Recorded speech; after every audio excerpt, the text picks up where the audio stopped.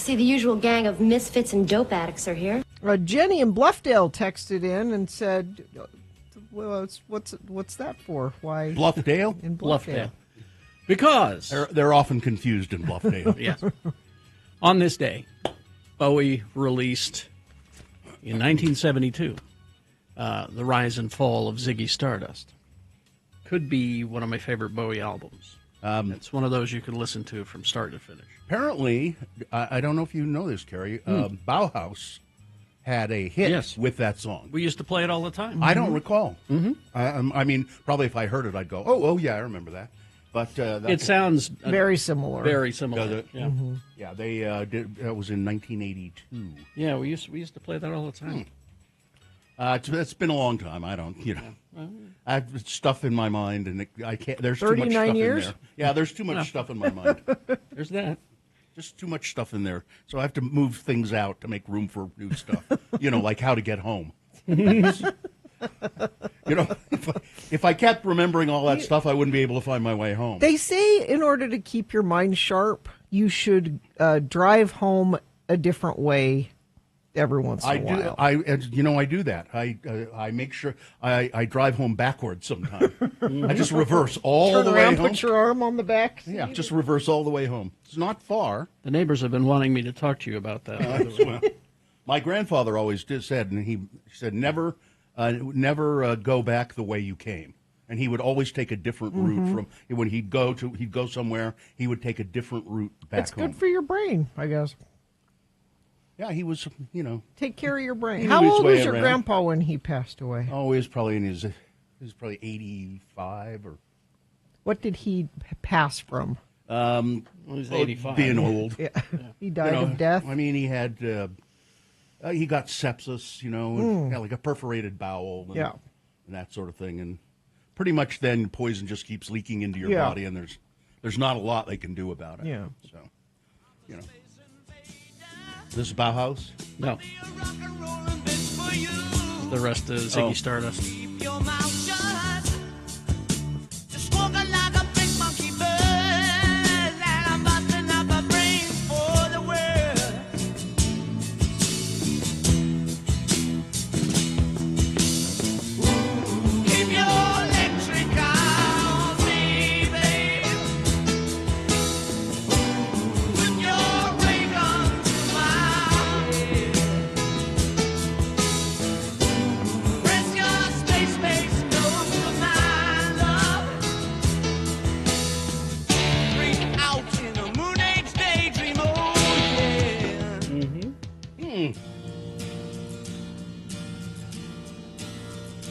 Starman on it? Yeah. One of my favorites.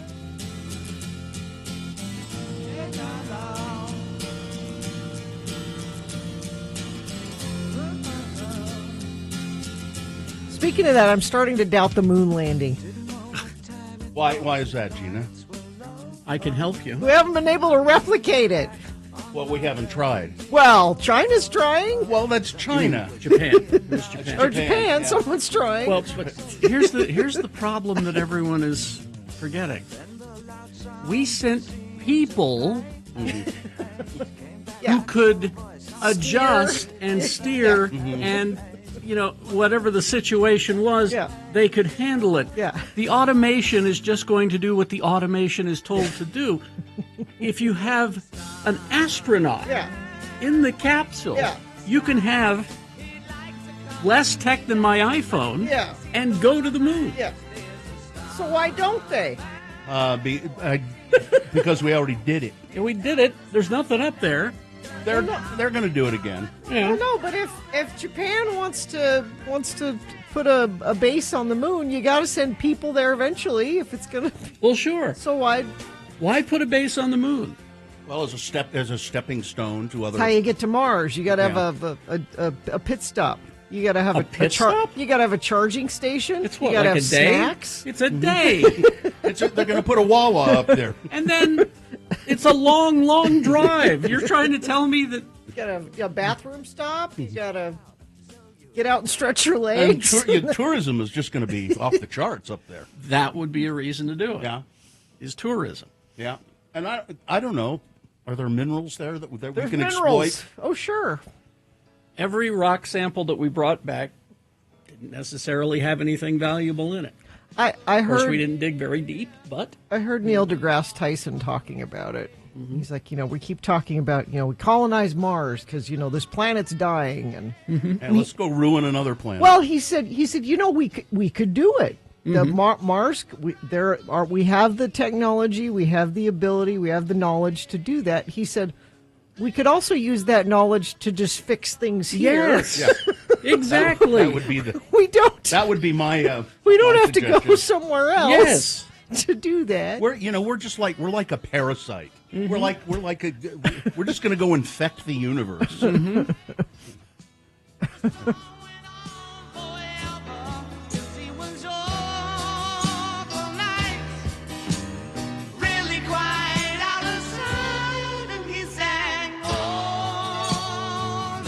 I guess it's pretty well agreed on that this is his best album. Really? Of all, yeah. Well, there are those who would say that either Lodger or Low are up there. There's always a debate with Bowie fans. Yeah. I'm just reading the critics here. Many critics say this is they think it's his best album. It's pretty damn good. It's one of my favorites.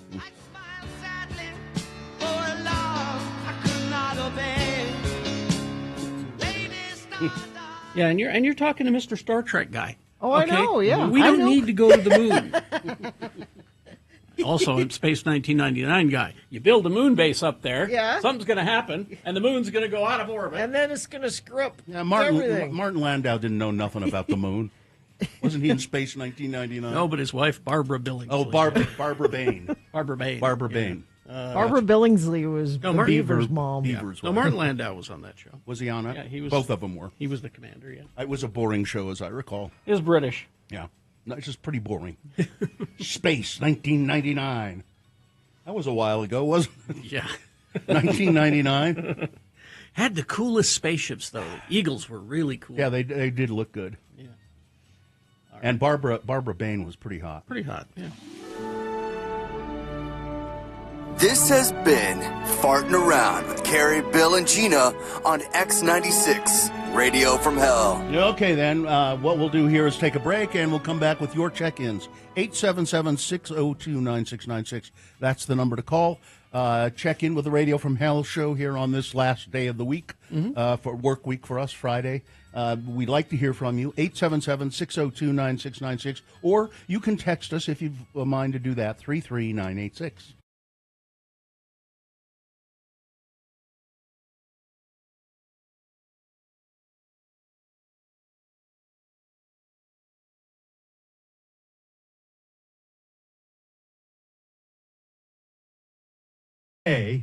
So I had to go through one more night of no air conditioning. Could you sleep at all last night? Yeah, I did. I mean, we put on a fan, but it's not that comfortable. No.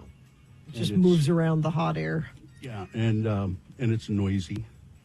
And but I fixed a nice dinner for my wife For your anniversary. For our anniversary. She loves mussels, and I don't. Are they hard to prepare? Easy, so easy. They are. It's you can do it in about 20 minutes. You gotta wash them. Just make sure. And some of them still have a beard on them. You have to remove the beard, whatever that is. And all you do is put some. So I did Spanish style.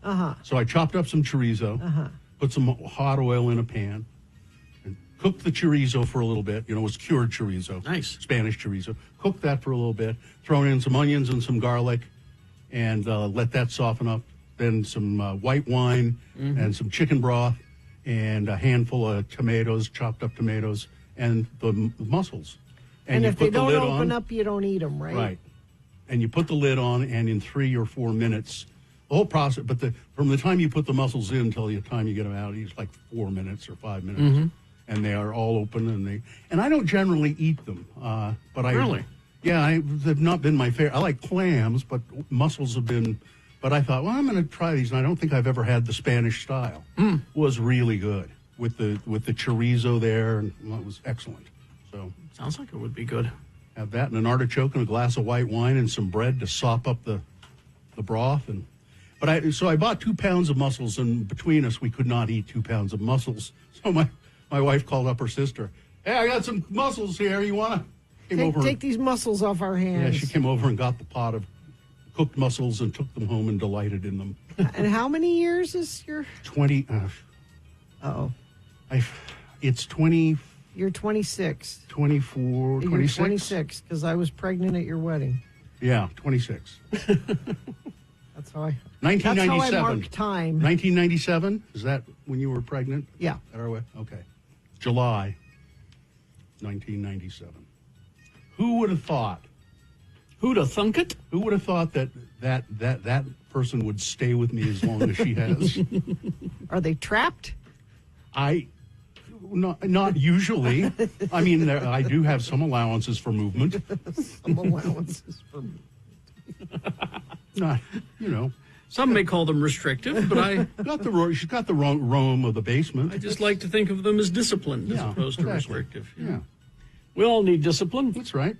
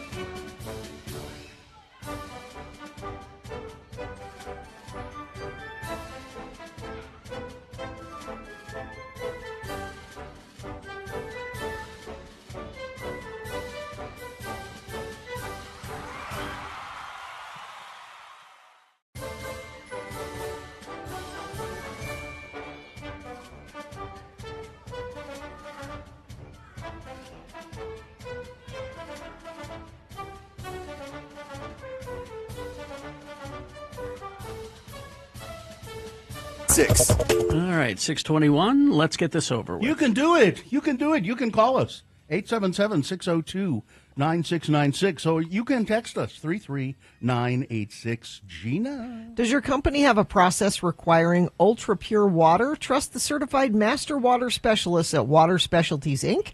For ultra-pure water system design, installation, maintenance, or sanitation, call the experts at Water Specialties, 801-281-4911, or visit waterspecialties.net. The moon is 80.2% of full, still waxing toward fullness. We'll have the full moon on June 11th. The moon will rise today at 4:54 p.m., today being Friday. It's the 6th day of June in the year of our Lord Jesus Christ, 2025. It is D-Day today. or to remembrance of D-Day, the strategically planned landing of 156,000 British, Canadian, and American troops. Trump said that was sad day for you, Germany. He said that yesterday. He did. He said exactly that. What he said was... Here, was that a bad day for you? No, it was a very good day. I got it right here. Wait a minute. Hang on. Trump talking to the Chancellor of Germany, and he's dumb. Mm-hmm. He's he doesn't really know dumb. what D-Day is. He doesn't. And he said to the Chancellor, it was a very bad day for you. It was a bad day. And the Chancellor said, no, actually, it got rid of Hitler. Hitler got rid of Hitler from my country. That's a good the thing. Nazis. That was a good thing. Listen, you can say Joe Biden's old, okay? All right. Anyway, D-Day, British, Canadian, American troops at 6:30 in the morning on the 5 beaches of Normandy, codenamed Operation Neptune. It's National Applesauce Cake Day, National Donut Day, and National Drive-In Movie Day. Nice. And to quote U.S. Senator Joni Ernst, this is the We're All Gonna Die edition of the Radio from Hell show, starring the Lords of Morning Radio. It's Kerry Jackson right there getting his work hat. It's me, Bill Allred. Over there, Gina Barberi. Katie for short is our fine producer. And who's helping out today? It's Maya. Hi, Maya. And the dog is in there as well, I'm sure. Vax, yes, there he is. All right. Now we'll go to your check-ins, 877-602-9696, or you can text us at 33986. All right, we'll start with Tom. Hey, Tom, where are you calling from? Salt Lake. Good morning. How are you guys? Good. What's up? Hey, I couldn't call in about your sandwiches. I categorize simple sandwiches and complex, but what I miss the most is I have not had the Red Butte Cafe rare roast beef on sourdough. Man, I miss them being good. Oh yeah, the Red Butte Cafe over there where Foothill. Foothill is. Yeah, it's been gone for a while now, hasn't it? Yeah, they had really good sandwiches there. They did. Yeah, I think the owner created the Star or something. I can't remember if it's on 9th East or something, but I don't think they have the sandwich, so miss that sandwich. Now, the same people owned, is the pub still open in Trolley Square? Well, it's Desert Edge is what Desert Edge. Yeah. And the same people at least used to own both of those, so you might check the Desert Edge Brewery at Trolley Square. Maybe they have it. Yeah, right. I will. All right. You guys have a great day. You too. Thank you. Thank you. We'll get to the moon when we get some astronauts trying to get there again, just like Kerry said. what I The think. astronauts. That's what I think. Thank you, Tom. All right. Let's see. Mike in Nashville checking in. I take a different route home every day, too, but it's to throw off the government agents that always follow. That's smart. see. That's Well, smart. Yeah. Jocelyn from Sandy just wanted to give a special shout-out to my son, Micah, listening in Tooele, who will be 21 tomorrow. Love you. Oh, happy birthday, Mike. Mixer driver Shane checking in from Orem. This is Dominic Bonacci from Clearfield checking in. Bill, my buddy Ben Chumos said to tell you hello. Chumos? Chornos. He used to work on the bike event, the MS-150 in Logan. Yeah. Kilroy was here checking in from the most pleasant of groves. Mike Janudo checking in, letting MC Bat Commander know that the Camas Bat Cadets stand ready for a good pool party. I think we're having the Bat Commander on Has that been today. confirmed, Bat Commander? Don't know. Don't know? I thought so. It's on the schedule. Okay, maybe We'll see. he'll show. We were told that he might be here. Anyway, let's see. We're ready to have a drink with Jimmy as well. Mishak Averta checking in. Yay, Friday. Richard, who's not a dick, checking in. Looking forward to seeing you guys at the parade on Sunday. We will be there. Looking forward to being seen. TGIF, government worker Dale. David Bowie, what a lovely way to slide into the weekend. Retired Johnny checking in from Murray. Sugarberry Alex of Ogden. Sugarberry, huh? Bay Area mixer driver checking in, ready to go to Beer Fest in Idaho Falls this weekend. Must be some sort of big beer event up in Idaho Falls. Tree of Maine with the 7-month-old 20-pound black cat named Hades. Wow. Not overweight, just big. Okay. Father may be a Maine Coon. Gig driver Nathan checking in from Harriman, bored while waiting for a writer. Thanks for farting around. Johnny B listening, checking in, thinking about Agent Smith's rendition of parasite characteristics to Morpheus for some reason. Tristan from the most west of Jordan's checking in. Y'all see that new Alien versus Predator? No, I have not. It's a meme. Oh. It's Musk and Trump. Alien versus Predator. Got it. Principal Rose from Tooele. Finally, the last day of school. Ski week in Park City makes our year longer. Oh, okay. Happy to get closer to home next year to Salt Lake with my new job. Morning Lords, no longer married to a man. Child Mary here. No, man-child. Man-child. No longer married to a man-child Mary here. Yeah. As a child of the 80s, I'm going to say best David Bowie album is the Labyrinth soundtrack. Well, I did like Never Let Me Down. That's a good song. That is. I have another Trump quote to the Chancellor of Germany. He said, Ukraine, they had the most beautiful turrets. They call them turrets. The little towers, beautiful towers, the most beautiful in the world. They're all now lying on their side. What? Jesus. Yeah, but Biden's old. Yeah. Midvale's Rousdower checking in. Michaela Verino. Big City SLC and Peter checking in. Chef Roy checking in. Let's see. We actually have 2 days of the moon being 100% full this month. Oh, that's cool. Travis the Pieman checking in, momentarily reveling in the schadenfreude of the Elon Trump tweet war. Oh, thank you, Travis, for the sticker, by the way. Here slowly dying, going brain first, Dr. Mike. Metal Shop Mark. Let's see. Looks like everybody's here. Church Office Building Tyler. Okay. Yeah. All right. Gay Gambler Jay checking in. IT Adam. Everybody's here. Let's go. Crash northbound 1900 west to 5100 south in Roy, blocking the right lane and shoulder. Infiniteam assembling and Midvale's Rousdower checking in. I-215 north to the 201, looking pretty good so far. Thank you for that. We also heard from our friend Raul Montemayor in Texas. Free bumper northbound I-35 right past the Buc-ee's. Looks like it comes from a Kia. Appears to be in mint condition. There you go. If Infiniteam is everywhere, let us know what you're seeing on the roads. 33986. All right. Thank you very much. We will take a break. We'll be back after these messages and a song with Big Boy News and Opinioendo. And Frank Christ presents They're Fine, They're Just Fine, the Dead Celebrity Game. Tell you how to play and what you'll win coming up. Stand by for that. TracyAviary.org is the website. You can go there, plan your visit to the Tracy Aviary. 589 East, 1300 South. It's the southwest corner of Liberty Park. And if you haven't been, you really should go. It's just so nice to walk through, hear all the birds singing and everything. Just pleasant. Kind of calms your mind, you know.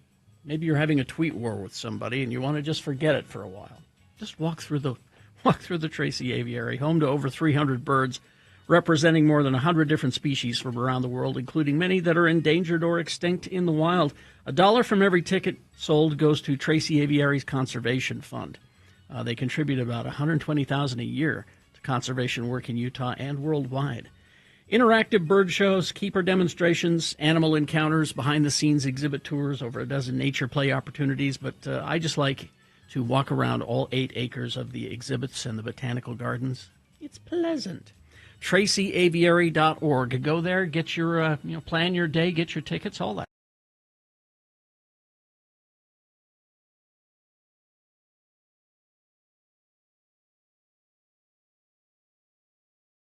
So I'm watching the Pac-12 championship game. Right now? I was over the weekend.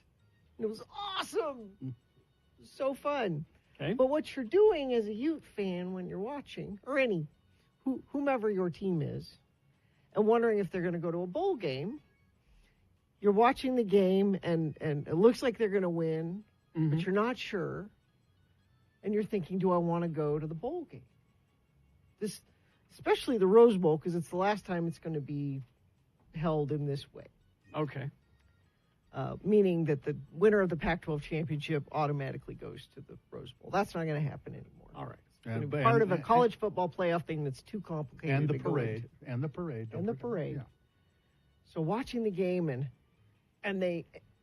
as you're watching it, you're on Ticketmaster watching the price of the tickets so they have an algorithm that changes based on activity. Yeah. Really? Oh yeah. Yeah. And you're trying to pick just the right time to buy the tickets because you want to try to get it ahead of time. But if something happens toward the end of the game and they don't win, and then you get stuck with these What tickets. price did they start at?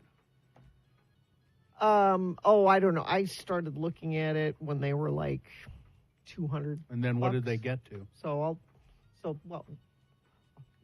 I will get to that. Okay. So it looks like they're going to win. Okay, let's do it. Let's buy the tickets now because they're only going to get more expensive. Okay. But then part of you's like, but I wonder who they're going to play. Now, Ute fans have a little bit of an advantage because you know they're going to play. Not quite sure yet who the other team is going to be. So you get a better chance of getting tickets. But you still want to. Because the other team has not gotten into the. Right. Yeah. Okay. Well, the other team has further to travel. That's true. So I said to Joe, I'm going to do it. I'm just going to buy tickets. So I said, how many should I get? And he's like, we'll buy 5. We'll take the whole family. I'm like, okay. That's pricey, by the way. I bet. But I got them at a pretty good price. They were like $300 a ticket. Wow. They're thousands of dollars now. Right. So I got in at the right time. But now that I have them, we looked at each other and went, well, can we go? Do we really want to go? That's the question. Can we? Because the other thing that hadn't been announced yet is what day the game was. Because usually it's on New Year's Day, isn't it? It's not. It's on the 2nd. Oh, the 2nd, yeah. But it is usually on New Year's Day. It's usually on the 1st. Yeah. What is there any reason it isn't this year? I'm not sure why, but that's so it's like, okay, so it's not the 1st, it's the 2nd. Kids go back to school on the 3rd. Mm-hmm. Well, I think I'm supposed to be at work. On the 3rd or the 2nd? The 2nd. Oh yeah.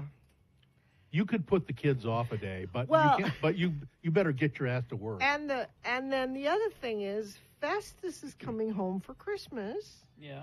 And he's going to be, which is why I bought 5 tickets, because I'm like, maybe we'll all go. But I did all this before talking to him. Like, I don't know if he's got plans for New Year's Eve or something. I'm invited to a big party, Mom. It's up in Park City. So now I have these tickets, and now I'm having total second thoughts about whether we should go or not. Although you listened to Ed Brass talk this morning, who's like, you should go. He had a great time. Yeah, I told you my friend Jeff and Kari went last year and said it was just an incredibly great experience. It was so fun, and they both got COVID. Well, it was worth getting COVID for. I suppose. So there's this part of me that's now I'm overthinking it. Mm-hmm. Well, no, you're not. You've got to make it because you could sell those tickets, right? I could. So you're not overthinking. There you go. Just get your crap together and decide what you're going to do by Wednesday. Because part of it is like flights sell out, hotels sell. Yeah. There's so you have to do it fast. Yeah, but you got. I don't like making decisions this way. Well, listen. Here's what you do then, Gina. Either let me make it for you, or go to your husband and say, "Honey, I just can't do this. What shall we do?" I know I wouldn't regret going. I know if we were there, we would have a great time, and we'd be like, I'm so glad I did You wouldn't this. be feeling guilty about missing work at all. Yeah, but responsible Gina is like, oh, the kids go back to school, and I go. Don't make the decision then. Let your husband make it. Really, the husband should make the decision. As the head of the household, as the patriarch of the family, it's really his decision. It's just so unlike me to be sitting there watching the game and going, I'm going to do it. I'm going to buy these tickets. I'm going to do it. I'm just going to do Sounds to me it. just like your mother trying to buy tickets Garth Brooks. buy Garth Brooks tickets in your car. You know, you are your mother. You know No, that. I'm not. Yes, you are. Okay, I'm sorry. let's say that you did go on the second. Uh-huh. When would you be back?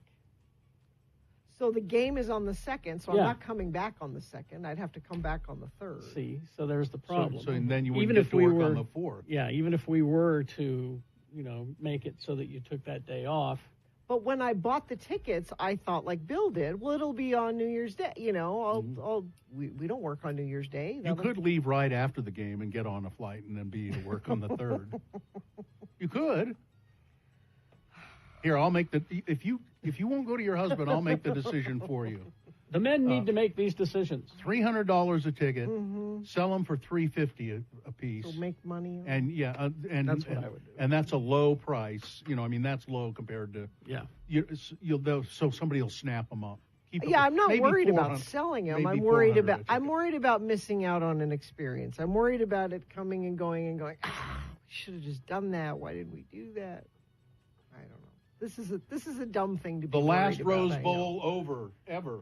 I mean, kind of, in a way. I mean, they're going to have it still, but it'll be part of the college football playoff thing. It won't be automatically the Pac-12 winner be in it.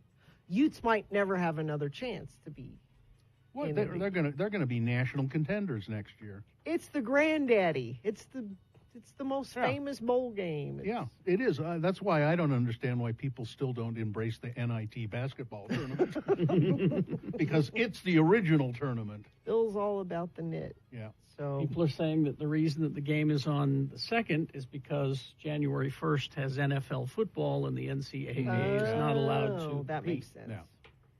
That makes So, sense. yeah. The first is a Sunday or And Wade Taylor says, tell her attorney says to go. If your attorney says you to can go. always work, but how often can you do Now, that? if I can get our other 2 attorneys to tell me what to do. Wait a minute, Wade. What do you mean you could? When referring to Gina, you don't say you can always work. That's not. You mean I'll have to start? Yeah, Exactly. does not apply. Well, we'll be following the story for you throughout. We'll follow it all day if we have to. Let your kids decide. Oh, well, you know what else Yeah. is. Well, I don't know. No. Yeah, no, I don't. Because Huh? Muhammad would want to go 100%. If I tell Jonesy you have to miss a day of school, this is my daughter. Well, no, I can't do that. can't miss a day of school, even though she totally could miss it. Yeah, of course you could. All right. Okay, well, The dilemma that, not easy. that we first worlders have. I know.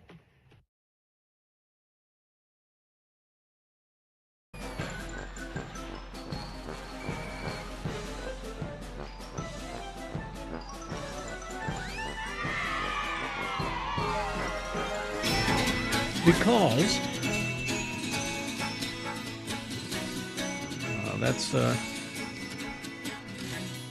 that song's 39 years old. Is it now? Man. It was released in 86, Midnight Oil. just like we were released in 86. And Ed has new appreciation for all things Australian. He just loves that. Yeah. It's it sounds like he had a good time now. Yes, I think so. Midnight Oil, that's what we're talking about. And yes, the Radio from Hell show's 39th anniversary Monday. Yeah. Oh, and the name of the song was The Dead Heart. The Dead Heart. That's From right. Diesel and Dust, the album. All right, big boy news and innuendo now. Right after that, it's Frank Christ presents They're Fine, They're Just Fine. Dead Celebrity Game. Going to give you a list of 4 celebrity names. 3 of those celebrities are just fine. One of them is dead. Pick the dead one correctly. You will win. You will win tickets to the Utah Arts Festival. Arts Festival tickets at 877-602-9696. All you got to do is just tell us of the 4 celebrities which one is dead. We'll play that game right after this big boy news and innuendo brought to you by The Utah Arts Festival. It's back and bigger than ever, June 19th through the 22nd at Library Square in Salt Lake. Over 100 musical performances on 5 stages, street theater performances, visual art, film screenings, and more. Get the full lineup of events at x96.com. Well, Frank Christ was busy yesterday. Tragedy. She was one of a kind. an original. She will be missed. She won 2 Emmy Awards for her portrayal of an Army major on the hit TV show MASH. Had a long career in TV and theater. Loretta Swit as Margaret Houlihan. She was the high-strung... We covered this. This was last week. Last Oh, week. really? Yeah. I didn't hear about it when I was on vacation. Oh, you must have been gone. And here, this story is dated June 5th. Oh, well. Yesterday. Oh. So Loretta, she's been dead for a week. About a week now, yeah. Well, She's cold. I don't know why they put this in my feed, but there it is. Loretta Swit, dead. Well, I was very sad to hear that. Well, let's see if I have anybody else dead I could talk about. Surely there's somebody else There dead. must be. There must be. I've got people dying all around me. Tom Hanks? No, he's still with No, us. he's still with fine. us. Yeah, let's see. How about Blake Lively? She's She's fine. fine. Well, no, she's not. What happened? Well, the judge overseeing the Blake Lively versus Justin Baldoni lawsuit has decided that the actress's claims for emotional distress are dead.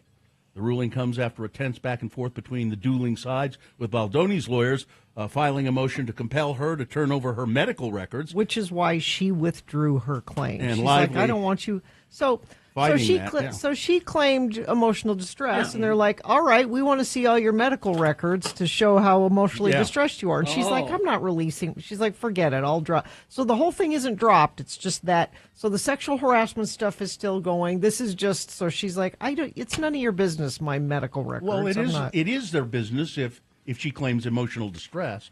Show proof that you had some treatment, or I mean that there is. I think I don't like either one of them, frankly. I just Lively's 10th and 11th causes of action. The court exercised its inherent authority under Rule 15 to dismiss them without prejudice.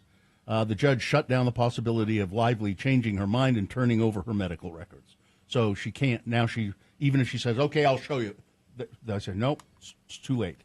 So Baldoni's attorneys declined to comment on the ruling, and they will continue, fighting things in court. And it just all seems so ridiculous that I can't stand it. A mother is pleading for help locating her 15-year-old daughter last seen in Garden City, Utah. She shut off her phone about 300 feet from my home, right behind me here, just behind this house here, said Kylie's mom, Stephanie Coleman. There's no phone there. We searched everything. Coleman said that Kylie was last seen Friday, May 30th, walking toward Logan Canyon with some luggage.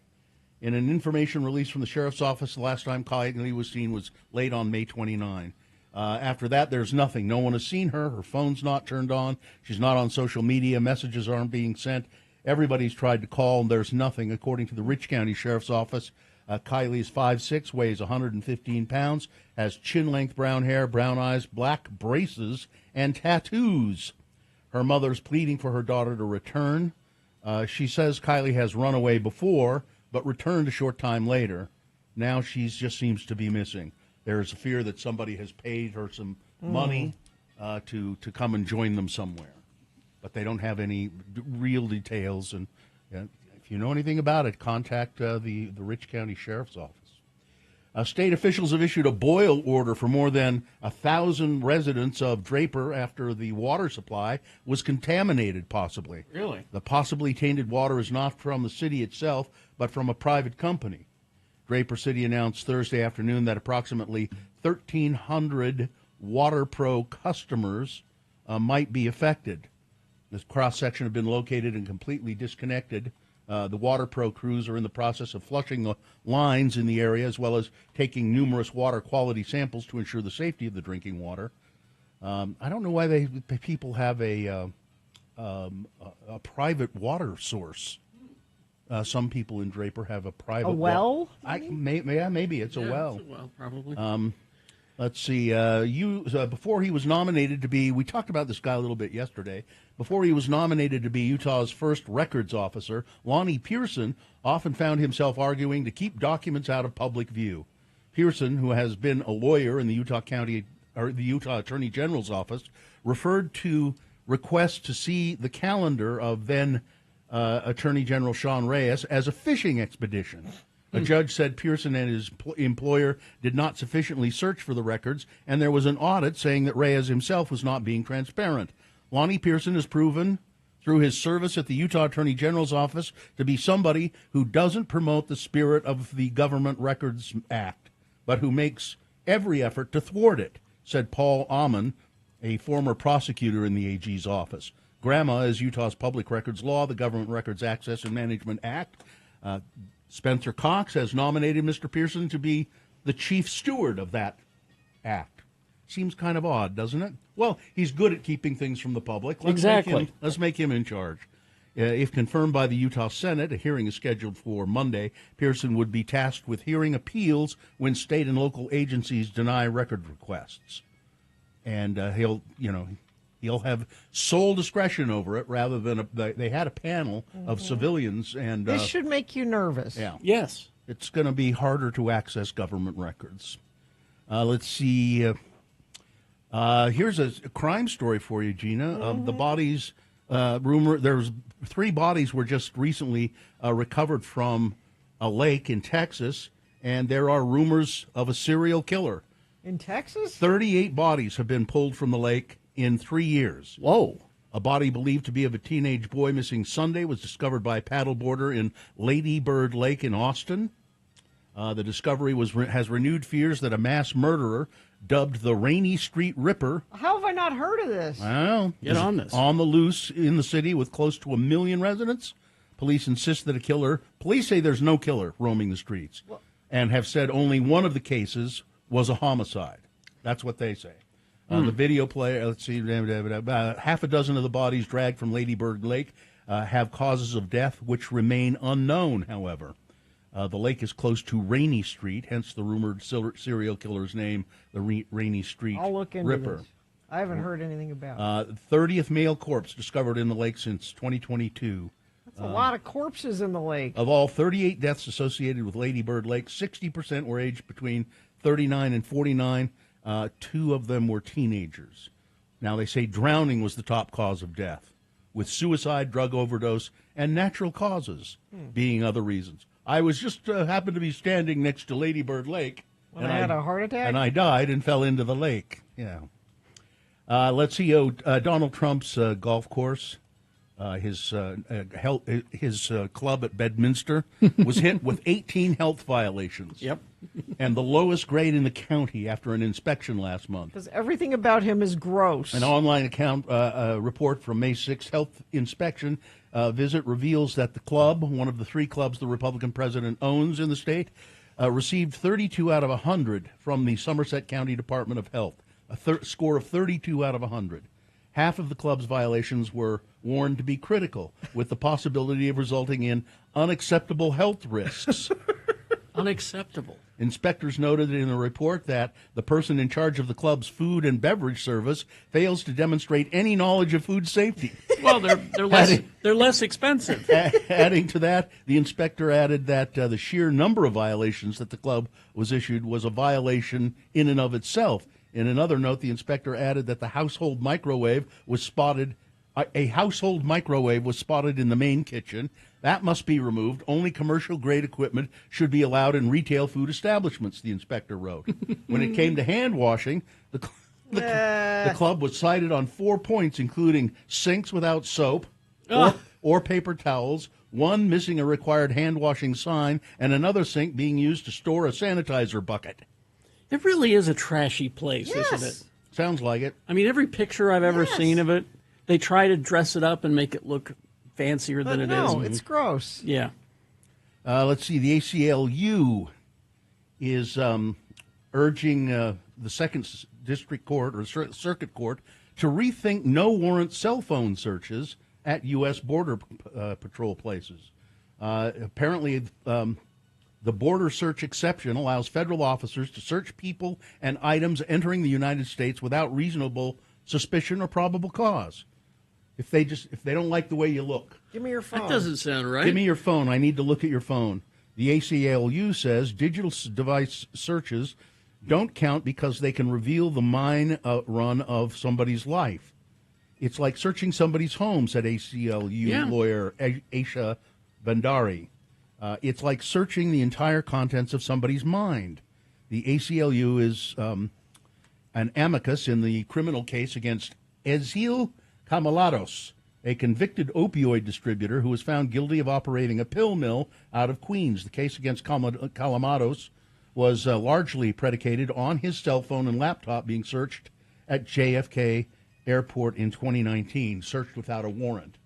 Now, make no mistake, he's a bad guy. Yeah. However, he has rights as well. He did at the time. They're saying that you should not be able to search people's cell phone or laptops without a warrant. Well, Joni Ernst's "We're All Going to Die," that's become the new meme.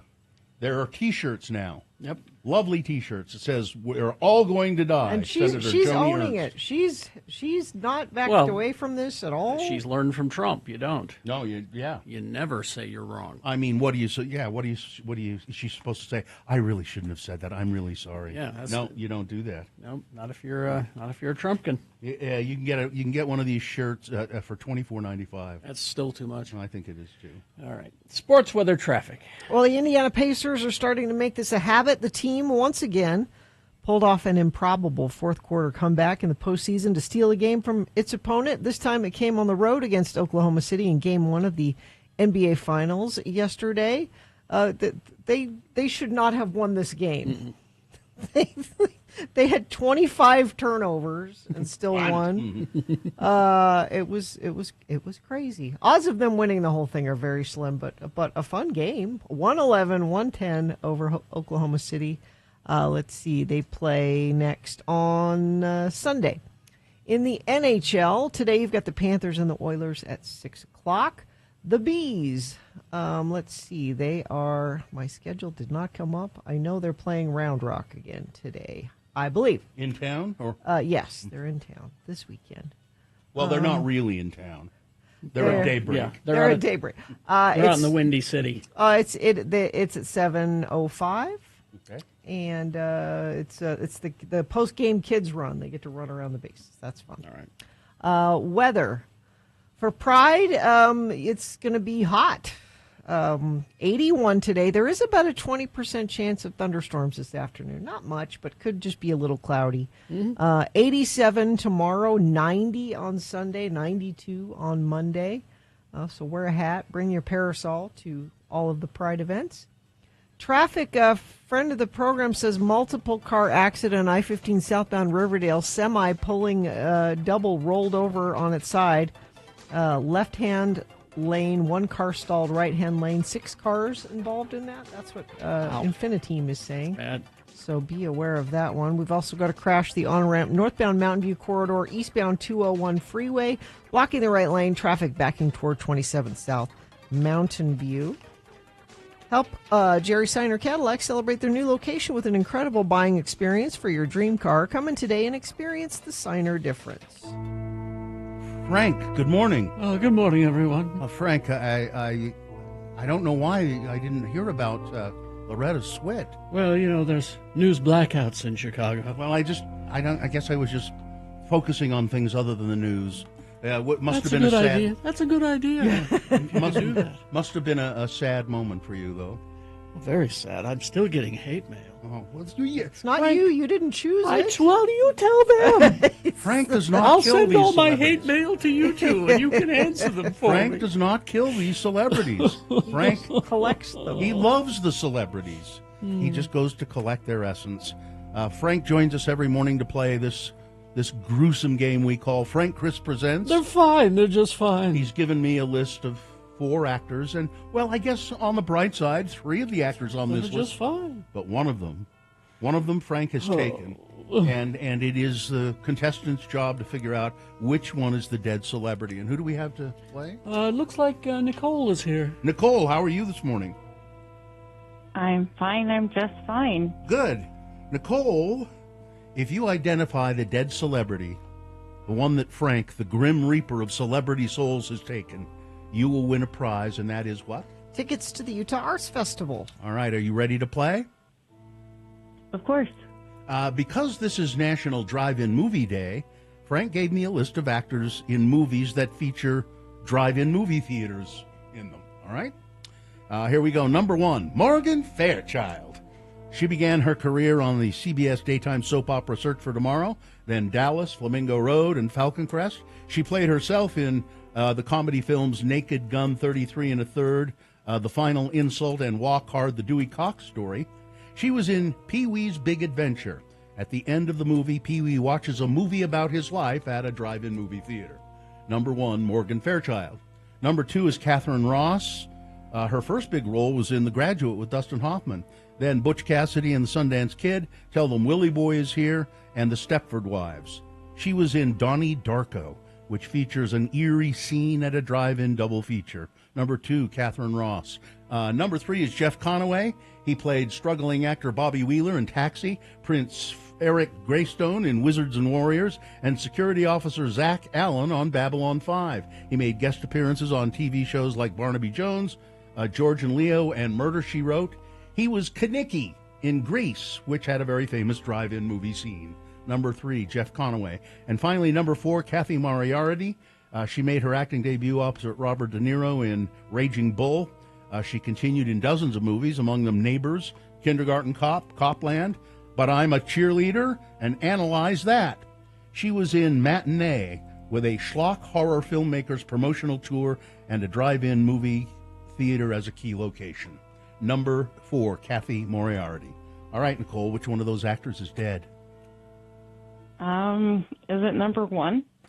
Number 1? No, they're fine. Morgan Fairchild is fine. She's tweeting every day. Is she? She's 75. Morgan Fairchild. She's quite political. Let's see. I'll give you a second chance, though, Nicole, because we believe, unlike Frank, we believe in second chances here. All right. So here we go. Listen carefully. Is it Catherine Ross? Is it Kathy Moriarty? Or is it Jeff Conaway? I think I'm going to go with Jeff Conaway. Yeah, Jeff Conaway died in 2011 at the age of 60. He had a pretty hard life. There's a lot of miles there. A lot of drugs and alcohol and all of that. So congratulations, Nicole. You on the second shot. You're going to get those tickets. So you already said thank you. So we're just going to put you on hold. Okay. Bye, Nicole. There you go. Well, I'm hesitant, but what? I've got to go check on Robert Englund today. Oh yeah. Freddy Krueger himself. He gives as good as he gets. That's what I'm worried about. 78 today. Yeah, and he's looking every bit of it, too. Every bit of it. Oh, no, that's the makeup. Goodbye, everybody. Goodbye. Goodbye. And a multi-vehicle crash involving a semi southbound I-15 Riverdale Road. We also have a crash on the ramp. That's a cramp. That's what that is. Eastbound SR 201 Mountain View on-ramp off to the right shoulder. Business owners, do you owe $15,000 or more on employment taxes and don't know what to do? McClure and Stewart, your local trusted tax attorneys. Go to McClureandStewart.com today. All right, KXRK Provo, we will take a break. We will be back. Sean Means is here to review all the movies that are opening this weekend. After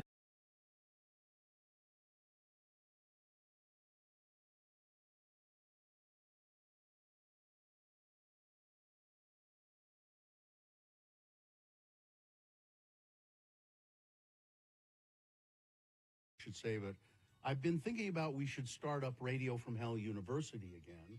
I have here my Radio from Hell University. Your parking pass? Well, and my activity card, my student activity card, and my parking pass. And I've just been thinking we really need to start the university up again.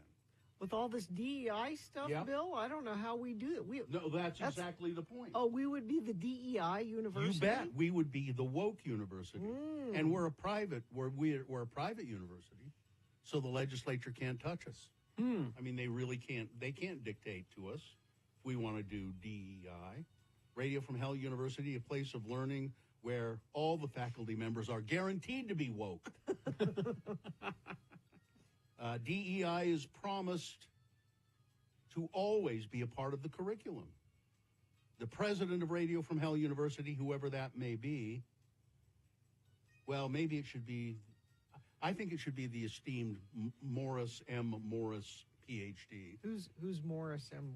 He's the esteemed woke president of the University Radio from Hell University. It's Morris M. Morris. Morris the cat from the cat food commercials.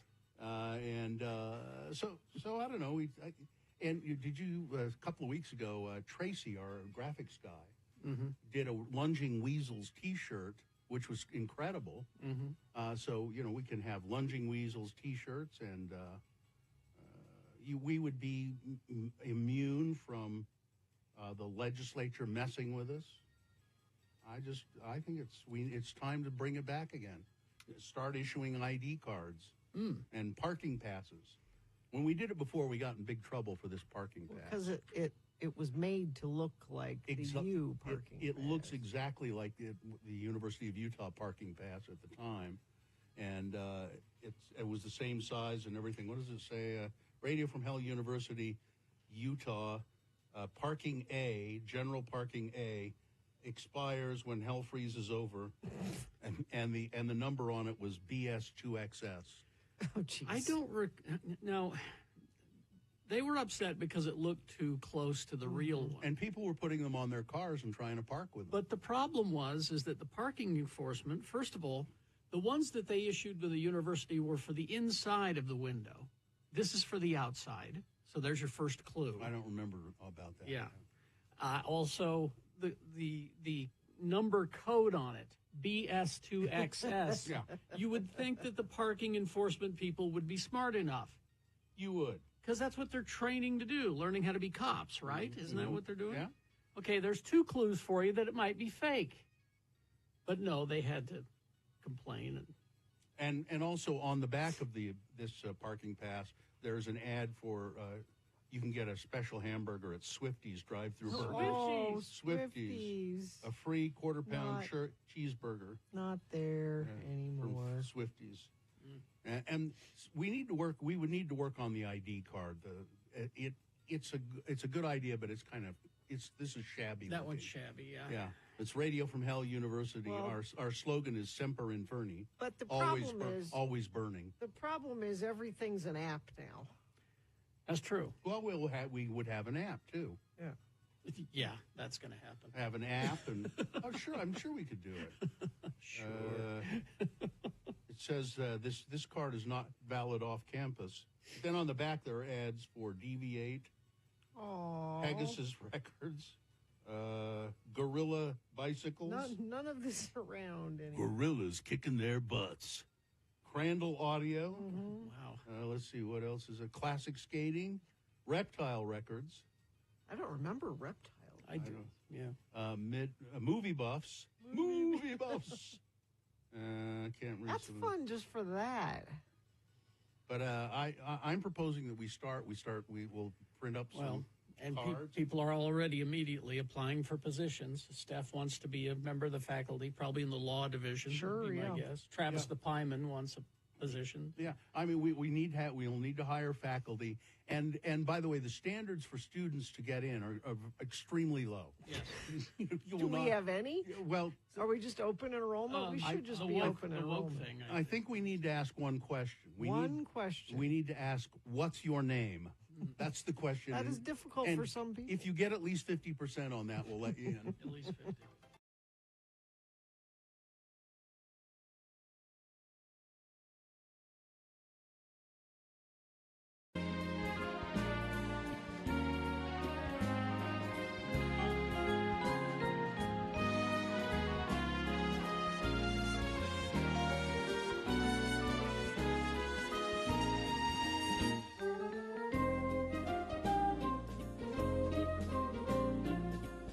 Yeah, like Bubba in Cottonwood did. Cottonwood? I said movies. Is that John Wick movie open? I said, yeah, you got Sean Means here. He's going to tell you all about it in Cottonwood. Brought to you by? Brought to you by Tracy Aviary. The bird shows, roaming encounters, nature play, keeper talks. There's always more to see with a visit to Tracy Aviary. Learn more at tracyaviary.org. Well, he's here now, ladies and gentlemen. Sean Patrick Means. He is an editor and reporter at the Salt Lake Tribune. sltrib.com is where you can access that stuff. And he's also a movie critic. You can read Sean's movie reviews and criticisms at moviecricket.net. Good morning, Mr. Means. Good morning. Where are we starting here? We got 3 to talk about this week. We will start with Ballerina. Okay. This is subtitled From the World of John Wick. I'm just happy it's a world and not a universe, because that would be a lot of guns. We are in the John Wick world of hired killers and other assassins, where everybody's an assassin apparently. Everybody. Yeah. They go to in this movie. They go to a town, and everybody has a gun and a knife and is ready to kill you with it. This is where we find Eve, who's trained to dance, fight martial arts, use knives and swords, shoot anything that has a trigger. She's trained in the school run by the director. Oh, we should say Eve is played by Ana de Armas. And she was in the last. She played this character in the last movie, briefly, right? Yeah. Briefly. So this is a spinoff from her. She's trained in the school run by the director, who's played by Angelica Houston, which puts this movie right in the same time frame as the third John Wick movie, Parabellum. So this takes place between the third and the fourth? Well, somewhere in there. Somewhere in there? Somewhere in that ballpark. Okay. It mostly just is important to know that John Wick isn't dead. Yeah. Yeah, because he wasn't looking too good at the end of the fourth one. And so Keanu Reeves does show up at some point, and I'm not giving anything away because that's in the trailer. It's in the trailer. Yeah. Got to get your ass in the seat. Yes. You know? So Eve is being trained to be an assassin and a protector too. You know, it's to keep other people from assassinating the person you're being hired to not be assassinated. Okay. But she has revenge on her mind. She wants to go after the guy who killed her father, because that's what you do when you're an assassin. It's even worse than killing your dog. Yeah. But the director doesn't want that, because the guy who's in charge of that group, played by Gabriel Byrne, that's a rival faction, and they don't want to start a war between the two, assassin groups. Yeah. Right. All right. But she's going to do it anyway, of course, because there wouldn't be a movie if we didn't do that. Yeah. Okay. Here's the biggest problem I think with the John Wick movies is that they've built up this big mythology around it all, and I don't care. I don't. I just want to see people shooting each other and get and. You're fine with it not having a backstory? I don't need the baggage. The Continental Hotel, they have, the place they've got where you can. That was a TV series. It was a TV series. I like the idea of the Continental. I love that little sort of side thing. And Lance Reddick does show up. His final movie. He died like 2 years ago. Yeah. But they still have footage of him, so they used it. And Ian McShane pops up again in here as well. So yeah. It's more fun when it's just all about the kicking and punching and shooting and everything. And Ana de Armas, as we know from her short appearance in the last movie and from her great small appearance in the last Bond movie, she's really good at this stuff. She's and looks good doing it. I really liked her in the last Bond movie, actually. 3 stars for Ballerina. 3 stars. Yep. All right. Yep. Where do you want to go next? Dangerous Animals. Now, I saw the trailer for this, and I went, could be good, could suck. I did not realize how much I miss having a good grindhouse B movie in my life. Okay. All right. And serial killer and bloody, whatever. So this takes place in Australia, in Queensland. We have this young American woman, surfer, lives out of a van. She's just trying to catch waves and be a loner. Played by Hassie Harrison, who I was not familiar with, but she's on Yellowstone. Plays Laramie, one of the ranch hands. I looked it up. Okay. Yeah. Got it. Yes. So she gets caught by a guy played by Jai Courtney, who has a very elaborate way to kill people. He gets his victim on the boat, puts them in a harness, and lures her to be eaten by sharks. Okay. Which he then all videotapes and enjoys that. And there's other details, but yeah. So it's the killer versus the surfer, and it's this back cat and mouse sort of thing. And she's trying to figure out how to escape the boat, and before he sets her up to be eaten by the sharks. Okay. Harrison's really good. She's really sharp. She's the what's the phrase? The final girl, energy. Yeah. She's really good here in that. And Jai Courtney, Jai Courtney's been around for a while. We usually try to we've been trying to make him an action hero, he was in one of the later Die Hard movies. That's right. He was in the Suicide Squad movies. He hasn't worked. No. I mean, he's not. We keep mistaking him for Charlie Hunnam or other people. Exactly. Yeah. And we found what he can do. He can be a nasty Australian serial killer. There we go. All right. And it's really good. 3.5. 3.5. You really like this. This was a lot of fun. Okay. I mean, Like I said, it's a horror movie. It's gory. It's bloody. I saw the it's got trailer and sharks. I said, "There's no in between here. It's either going to suck or it's going to be great." I enjoyed it immensely. So, and it's in theaters now, and it's going to be on Shudder in a few weeks if you do the streaming thing that way. So yeah. All right. So the Phoenician Scheme. The Phoenician Scheme. Is that yes. Brad Pitt? In which? In the Phoenician No. Scheme? No. Okay. Benicio del Toro, is that who you think? Oh, is yeah, Brad? I guess. Yeah, this is a Wes Anderson movie, as the title probably hinted at, it being very kind of odd and whimsical. Set in 1950, and we have the tycoon Anatole Jaja Korda has just survived his 6th plane crash, and like all the others, it was an assassination attempt.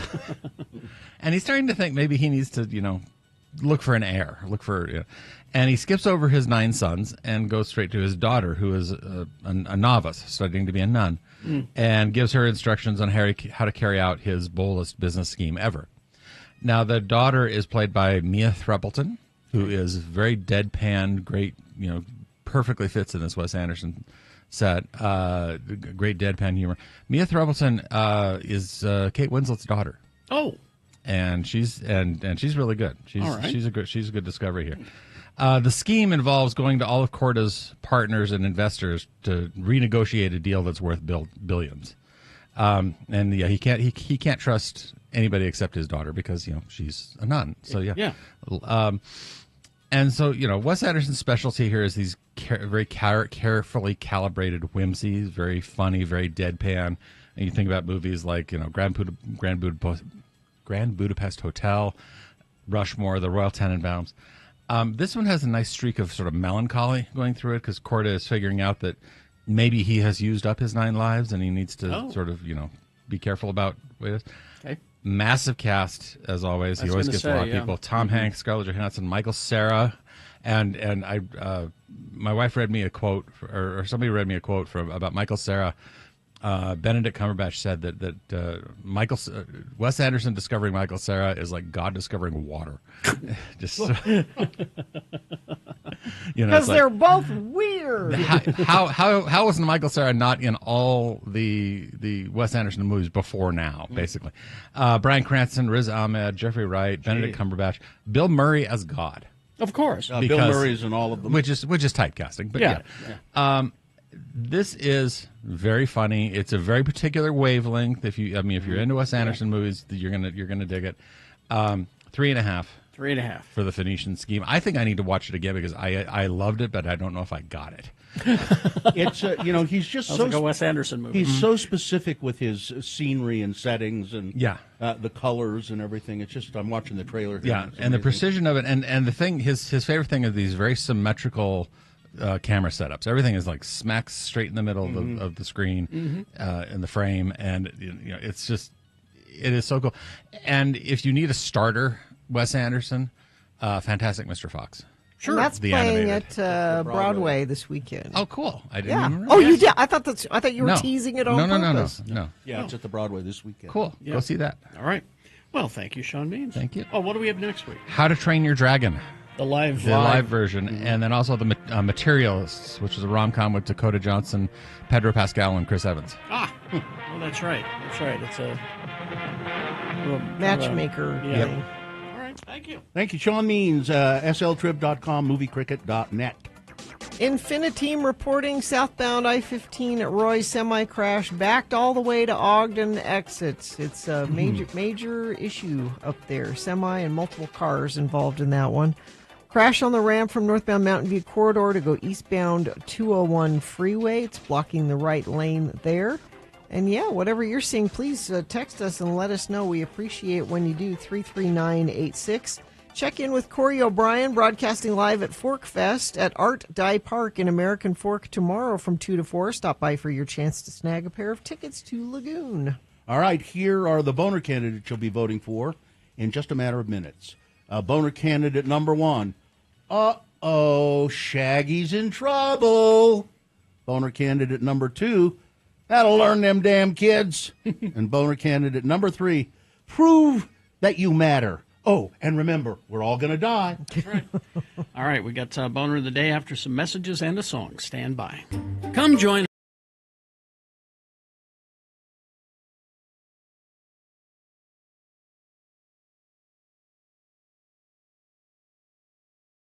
Whose thing are we going to do? I don't care. He claimed the time. Did I? Yeah. Okay. I got this in the mail, and I won't mention the name of the place, but it's a sushi buffet, and one of those big one price everything. You can eat it. Yeah. Everything. And there are a couple of things on it. So it's this flyer that came in the mail to announce the grand opening, and there are a couple of things on here that are really interesting. For instance, it says it gives you the lunch price, all you can eat sushi and buffet. Lunch price $17.99, dinner price $26.99. Saturday and Sunday holiday will be all day dinner price. All you can eat menu includes ramen, seafood, meats, appetizers, soup, salad, desserts, fresh fruits, vegetables, sushi roll, nigiri sushi, and much more. Kids over 5 feet tall will be charged adult price. So they measure you. They measure your height. People are lying about, no, this kid is only 6 years old, but he looks 13, but he's... Or it's 30-year-old people who are under 5 feet tall. I don't know.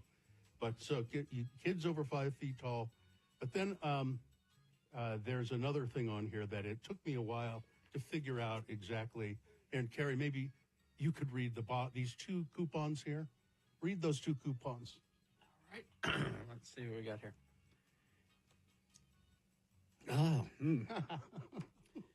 Okay. $3 off lunch per person. Kanpan Chenut cow bin with any other offer. I love it. Can you figure out what it means? You can figure out what it means. Cannot combine with any other offer. Yeah, but CENNOOTCOWBIN. It's close. Well, no, it's not even close, is it? Yeah, cannot be combined with any other offer, but it was obviously written by someone who doesn't really speak English. This made it to print. Yeah. Yeah, and then just open it up. There are dozens and dozens of pictures of sushi rolls in there. Yeah. And they all look exactly the same. I think they just look exactly the same. Yeah. Pretty much. I mean, they have different names and they describe different ingredients, but they just look exactly the same. I mean, I'm going to go try it, of course. But Kanpan Canute cow bin with any other offer. Coupon cannot be combined with any other offer. I mean, it's close. It's cow bin. It's kind of charming, but actually. well, I mean, yeah, but you would think somebody would catch it somewhere along the line. Bless their hearts. Mm-hmm. God love them. I wish them nothing but the best. These places are becoming hugely popular again. There's always been, like that one on 21st and 3rd across from the Home Depot, and there's one on. But now they're starting to pop up everywhere. I just the idea of all you can eat sushi kind of bothers me.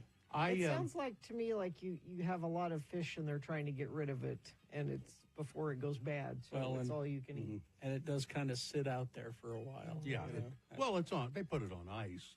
Do they? Yeah. You know that? Do you? Yes. Yeah. You're absolutely sure. I've seen it. So, on these beds of ice there, but it is kind of. It's kind of. It's I'll go back to the hot pot one. Those are good, and they're kind of on the same principle. That there's a lot of stuff to eat there for one price. I mean, people are pointing out that if you have stipulations, the under 5 foot thing, it should be a limit on belt size. Really, it should. You would think, yeah. But they do measure. People over 5 feet tall eat more? Come over here. I have to measure your child. Maybe they didn't want to give an age. They just wanted to say a size of person. Well, no, it gives ages too. Oh, it says there's a price for ages 6. Kids ages 3 to 5, it's $5.99 for lunch. Kids ages 6 to 10, it's $11.99 for lunch. But if your kid is between the ages of 3 and 5 and is 5 feet tall, then it's going to be the full adult price. Because even though he's only 5 years old, he's going to eat like a human being. He can put like it a away. Man. Yeah. He's going to eat like a man. Yeah, that tall kid can put it away. I don't know how they do this. And I went to that hot pot place, and I don't know how they do it. It's just so much stuff, and they just keep shoveling it out. It's amazing. Buy low, sell high. Yeah, that's right. This is, which is why that Korean barbecue place we went to in Hawaii was not good. It was a lot of food, just really cheap. But boy, I'd rather have less of good food I was than working a lot of bad food. Yeah, I was working hard to chew up that gristle. Have you ever been to a buffet, that kind of dining that's been good? A buffet? Yeah, or something like that. No, they're usually average. I've never encountered a kind of, wow, this is great. Yeah. Yeah, they're always kind of just always kind of average. Sometimes they're terrible, and then sometimes they're like, well, okay. I mean, the cruise ship that we were on, it was better than I expected. But that's, again, this is, it's just a step up from what buffet you're used to. It's a little bit better than you expected. Still not great, but I don't trust it. Better than you expected. Because I also have the thought of, as I'm grabbing the serving spoon, about all the other people grabbing the serving spoon and touching the serving. That's why I just use my hands. It's a potato salad. I don't use the spoon. I just scoop it out with my hand. That way I know I'm not going to get any germs off the spoon. Milk? Huh? It's not milk, it's milk. What are you doing? Of course it's affordable. Yeah, it was the sharing of the utensils and all of that. It was it kind of bugs. I also just don't like the atmosphere of the when you're at a buffet and there are people there's no order to it. They're just kind of it's not crowding relaxing. in. It's not. No. Now, see, here's a texter. Storytellers Cafe in Grand California at Disneyland is the best buffet, hands down. Disagree. Where's the better Disagree. buffet? No, that place used to be good. Before it was an all-you-can-eat buffet. You could just order breakfast there, and it was good. But the buffet is, the waffles were dry. I got to say hi to Chip and Dale and Pluto, but... Well, that was worth it. And also Sue, she's got the rule about buffets. If you say it's good for a buffet, still not good. It's just got to be good, period. Still not good. I have to admit, I used to like going to the Sizzler, the salad bar there, and it wasn't like high quality food. It was okay. Yeah. But I used to like the Wendy's salad bar too, but I wasn't as picky. Again, back if you then. can I was do it poor. better at home, exactly. Stay home. Let's see, some of those spendy Vegas buffets keep the riffraff out, and you can get all the crab and lobster you want, says Guy in the chat room.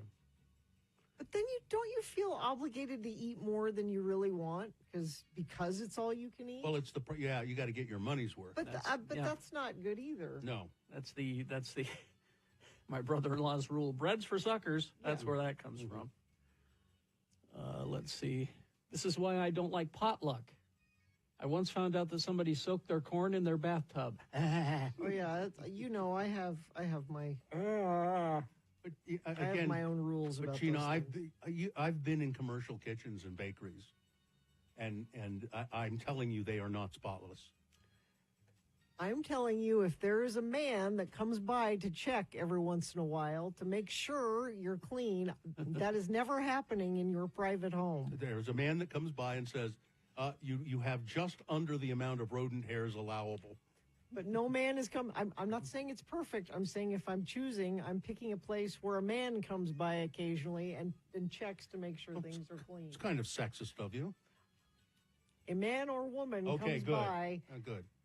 A person whose job it is to make sure you're clean comes by. Now, if people had that in their house, I might change my mind about it. Health Department, Ms. Barberi. Yeah.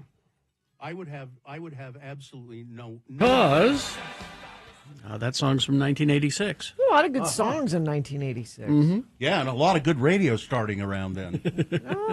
Only one, really. Well, yeah. We started in 1986. The anniversary is Monday. There will be balloon. Yeah. It is balloon? It is balloon. Yeah, I know we'll have a balloon. At least a balloon. Yeah. All right.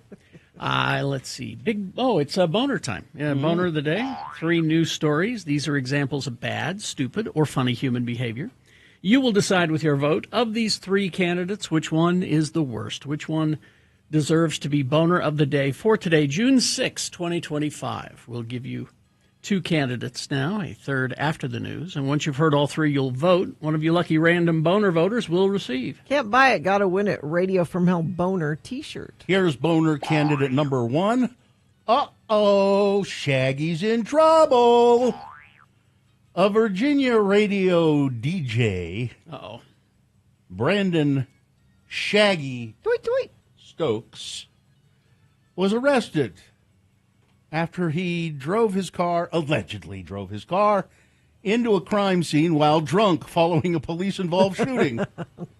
Shaggy was charged with DUI and obstruction of justice after attempting to speed through the dangerous crime scene in Virginia Beach.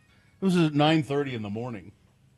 Jeez. He arrived at the scene where officers had shot a man brandishing a fake handgun and tried to drive through it to reach his property nearby. I just want to go home. I've been out all night. When told he could not enter, Shaggy became belligerent and told officers, "You want to bet?" Don't you know who I am? He had to. Officers noticed he was slurring his words, placed him under arrest for DUI. An hour later, he took a breathalyzer test, blew a .18, more than double the legal limit. He was caught on camera getting arrested while wearing a white shirt and shorts with his hair tied back in a ponytail. He was later bonded out of jail. Do we have a picture of Shaggy? Yeah. There he is. There he is. Radio scum. Yeah, you can X96.com/live. He works at, he's Shaggy Stokes. He's at Z104. Yeah. Today's best music. Shaggy and Friends in the morning. I'm sure that Shaggy is no longer working there. Yeah. And at 9:30 in the morning, that's an all-nighter. I don't think he just woke up and got that drunk at 9 in the morning. That's an all-nighter, don't you think? Or, a lot of morning shows stop their shows at 9 and just play music for between 9 and 10. You think so maybe he hit the door. His after-work beverage, and hit the bottle, pounded some shots, and then hit the door. So I'm sure it was in his office. Yeah, could be, could be. Doesn't I forget? Does it say what day of the week it was? Was it a weekday? Is he a morning guy? Yeah, Shaggy and Friends in the morning. Okay. How are the friends? Any comments from the friends? No. One of them said, "Uh-oh, Shaggy's in trouble." Here's boner candidate number 2. That'll learn them damn kids.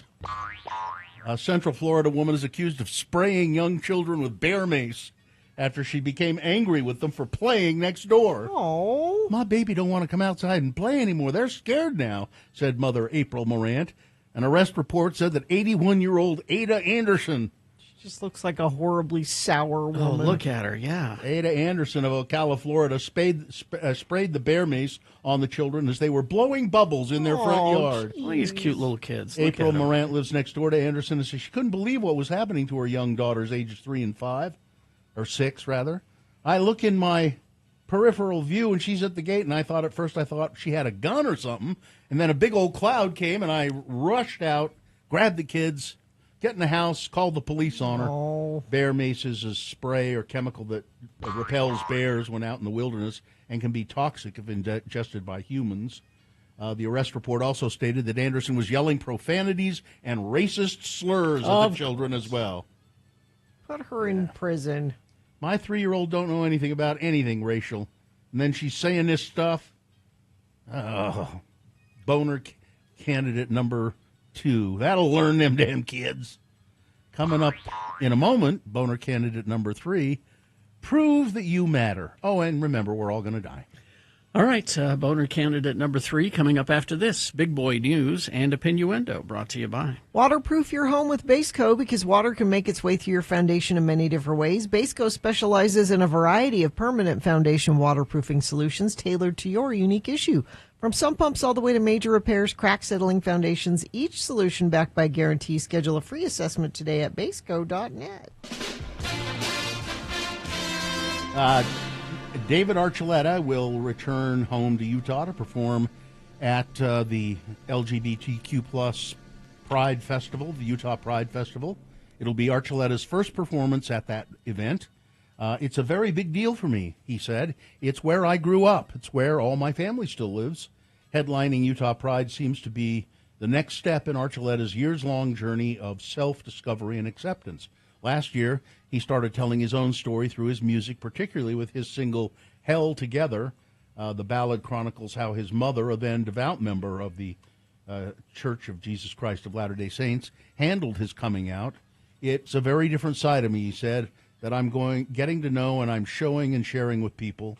Coming back to Utah to perform as an out and queer artist is something that Archuleta is proud to do, especially as he has struggled with his identity through the years.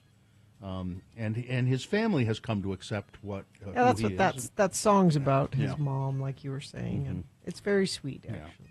Yeah. So he'll be performing at Pride. I don't know. Is he doing more than one set? No. I'm trying to look at. No, see it's here. just one. June 8th, 4 p.m. On the festival's South Stage. The University of Utah on Tuesday announced that it had terminated Sigma Nu's fraternity chapter recognition, ending the fraternity's affiliation with the University of Utah for at least 6 years. Really? The termination comes after an investigation into allegations of hazing new members during the fall of 2024 and spring of 2025 recruitment period for new members. In a May letter to Sigma Nu leaders, Vice President for Student Affairs Lori McDonald called the chapter's pattern of hazing new recruits and violations of university policy egregious, adding that the chapter has had a history of alcohol-related violations and destruction of property over the past 6 years. Some of the things that they found in their investigation: coerced consumption of alcohol in unregistered parties, requiring chores and cleanup of chapter facility sometimes in the early hours of the morning and after fraternity parties, encouraging the purchase and use of illegal substances to meet new member interview requirements, blindfolding and transporting new members to an exotic dance club for pledge interviews, and coerced participation of new members in initiation weekend activities at chapter home, including blindfolding, requiring memorization of songs and member information, cleaning and staying overnight on the basement floor. School. Yes, fraternities. Let's see. The drama surrounding Donald Trump's so-called big, beautiful bill escalated in a dramatic way yesterday because Trump and Musk are feuding, and Musk has said he's very much against this bill, and it's not doing well right now. It's probably not going to pass in the Senate. Good.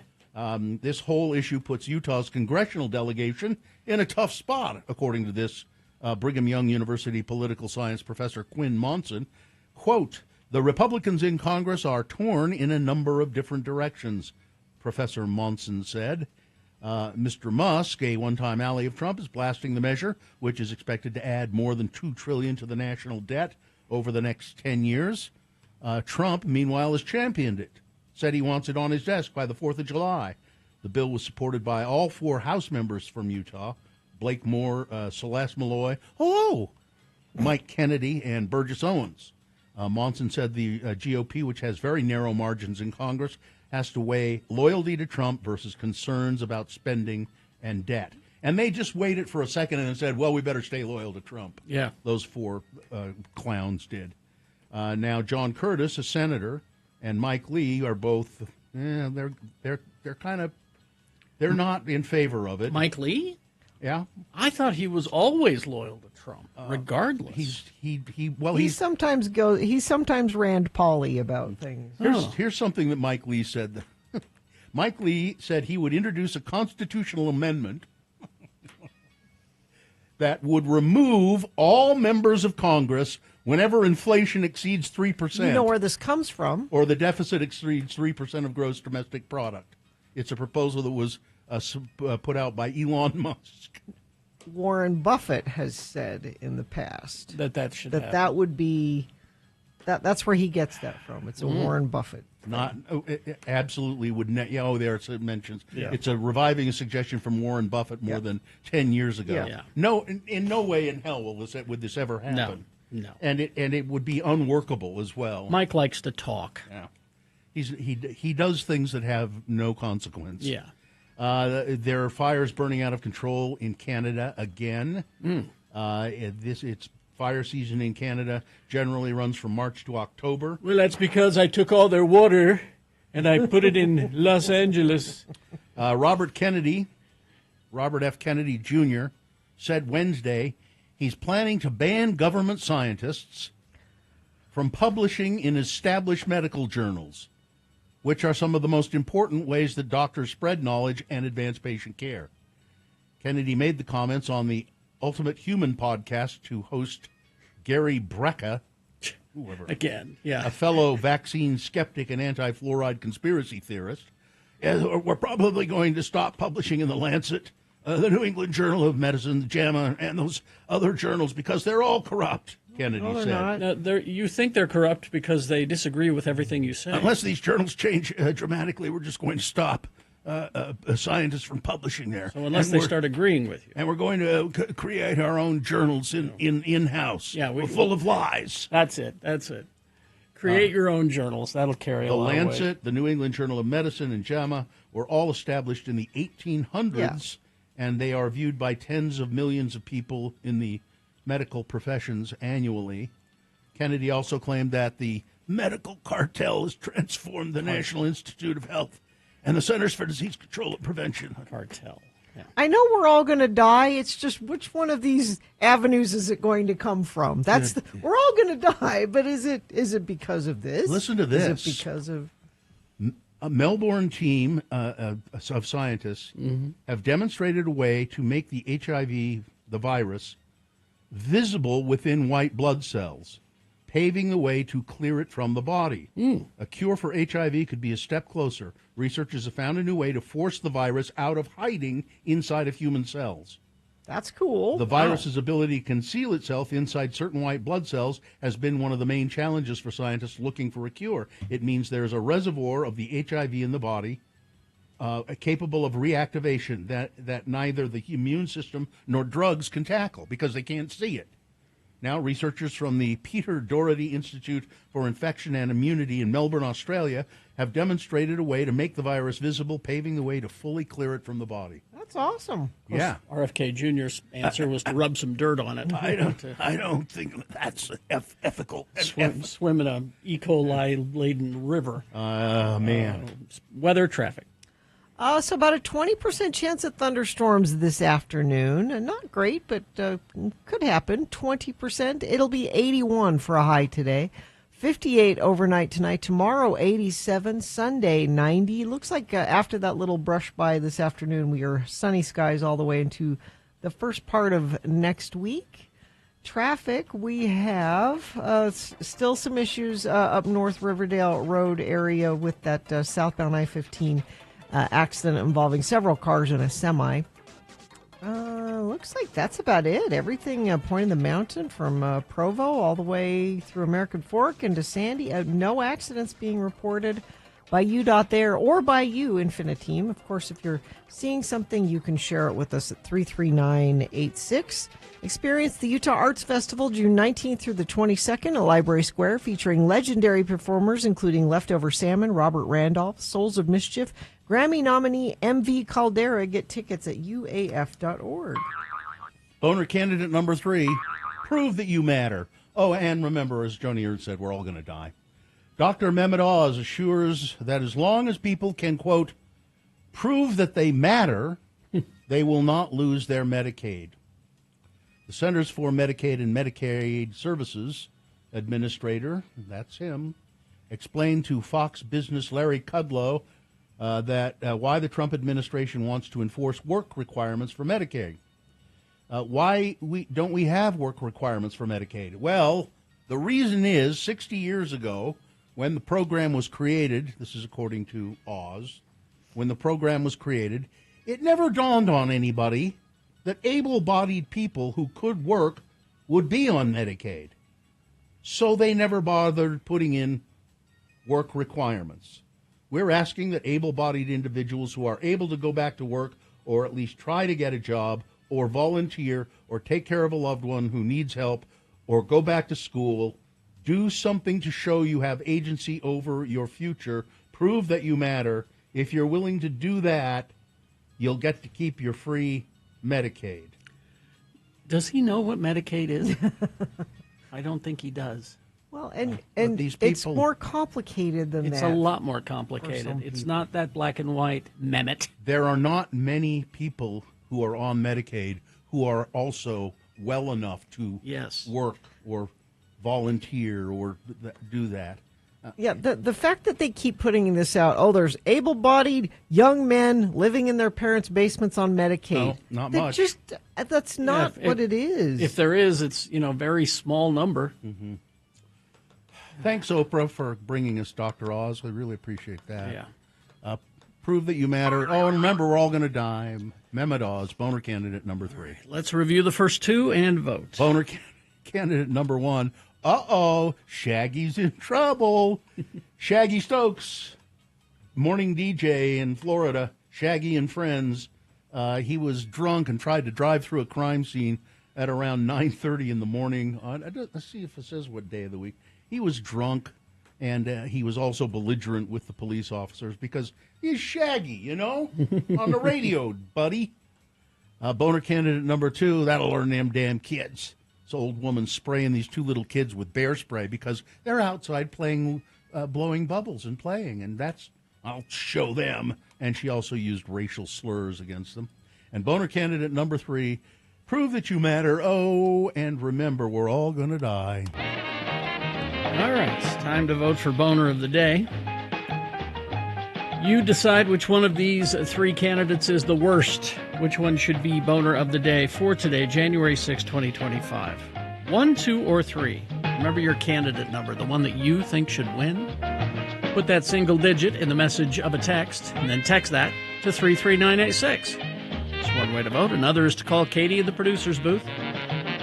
She will take your live voice vote and say hello at 877-602-9696. Or you can go online, x96.com, looking for the box that says Boners, June 6, 2025. Click and vote. If you don't see that box, refresh. It'll appear. Click and vote.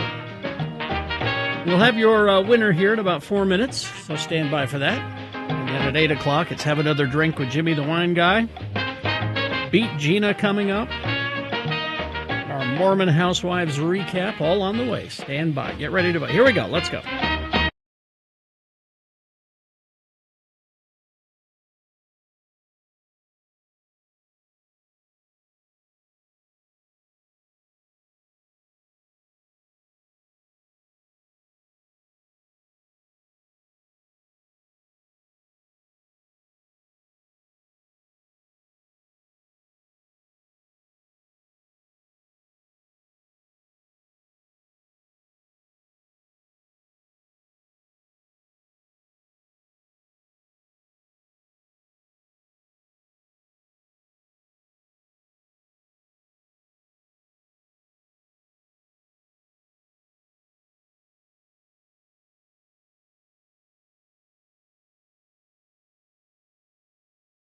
Knows people who know people. That's handy. And the person that they know works for Lay's in some capacity. Lay's potato chips. Is that the Frito-Lay company? Yeah, the Frito-Lay company. And they have put out these flavors are not available in stores yet. Will they be? They will be. These are flavors that they're going to put out. Okay. And they're interesting. What have you got? We start with masala.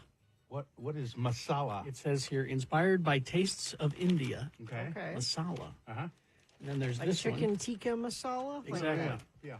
And then this one, inspired by tastes of Korea, honey butter. Well, So, now we're talking. Who wants to go first? I don't care. Well, I'm closest to you. Do you want to start with? Easiest to handle. Want to start with masala? Sure. Okay. Let me open that up. There you go. Oh, okay. They look like a barbecued chip kind of thing, but the masala. You should taste the star anise in there. You should taste the. You like that? Mm-hmm. All right. Let me see. I like it. It's a little spicy, not too spicy. I like That's not it. bad. I'd buy those. Guy says that they've had masala in Canada for a while. I hear good things. Yeah. It kind of lingers with a little bit of a burn, But not crazy. but not crazy burn. That's fine. And then- okay, here's honey butter. Let's try honey butter. You know, the first time I ever, we had barbecue potato chips when I was a kid. That was about it. I don't care for that. That's fake butter flavor.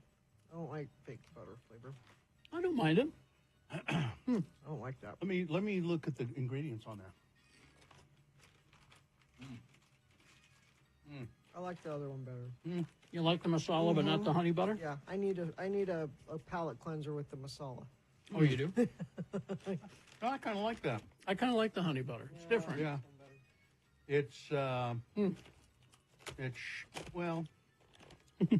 There's natural flavors. It says natural flavors, It Gina. could be anything. It's a natural flavor. So when I'm growing up, we had potato chips, and then we have. I think the first variation was barbecue potato chips. Yeah. And then maybe sour cream and onion, and that was it. And then I go to England, Yes. and I got ketchup potato chips and gravy potato Dill chips. pickle. Dill pickle. Dill pickle potato. What? What's going Yeah. on here? Lamb. Remember lamb? Lamb. Yeah, that's right. So potato chips are going crazy. Is what I'm saying. I love it. I love it. I like these. Okay. Well, I'll have that sweet one then. Yeah. That's good. What stores will they be in? I don't know. Look for them in a store near you. I'm giving you the totality of my knowledge about this whole thing. She knows somebody who knows somebody. These aren't available yet, but they will be. That's all I know. Inspired by the tastes of Korea. I can think of other Korean Taste chips that would be more savory. The and- masala is a little spicy. It lingers. Yeah. It lingers. There you go. I'll All right. I'll take the honey butter. All right. Anyway.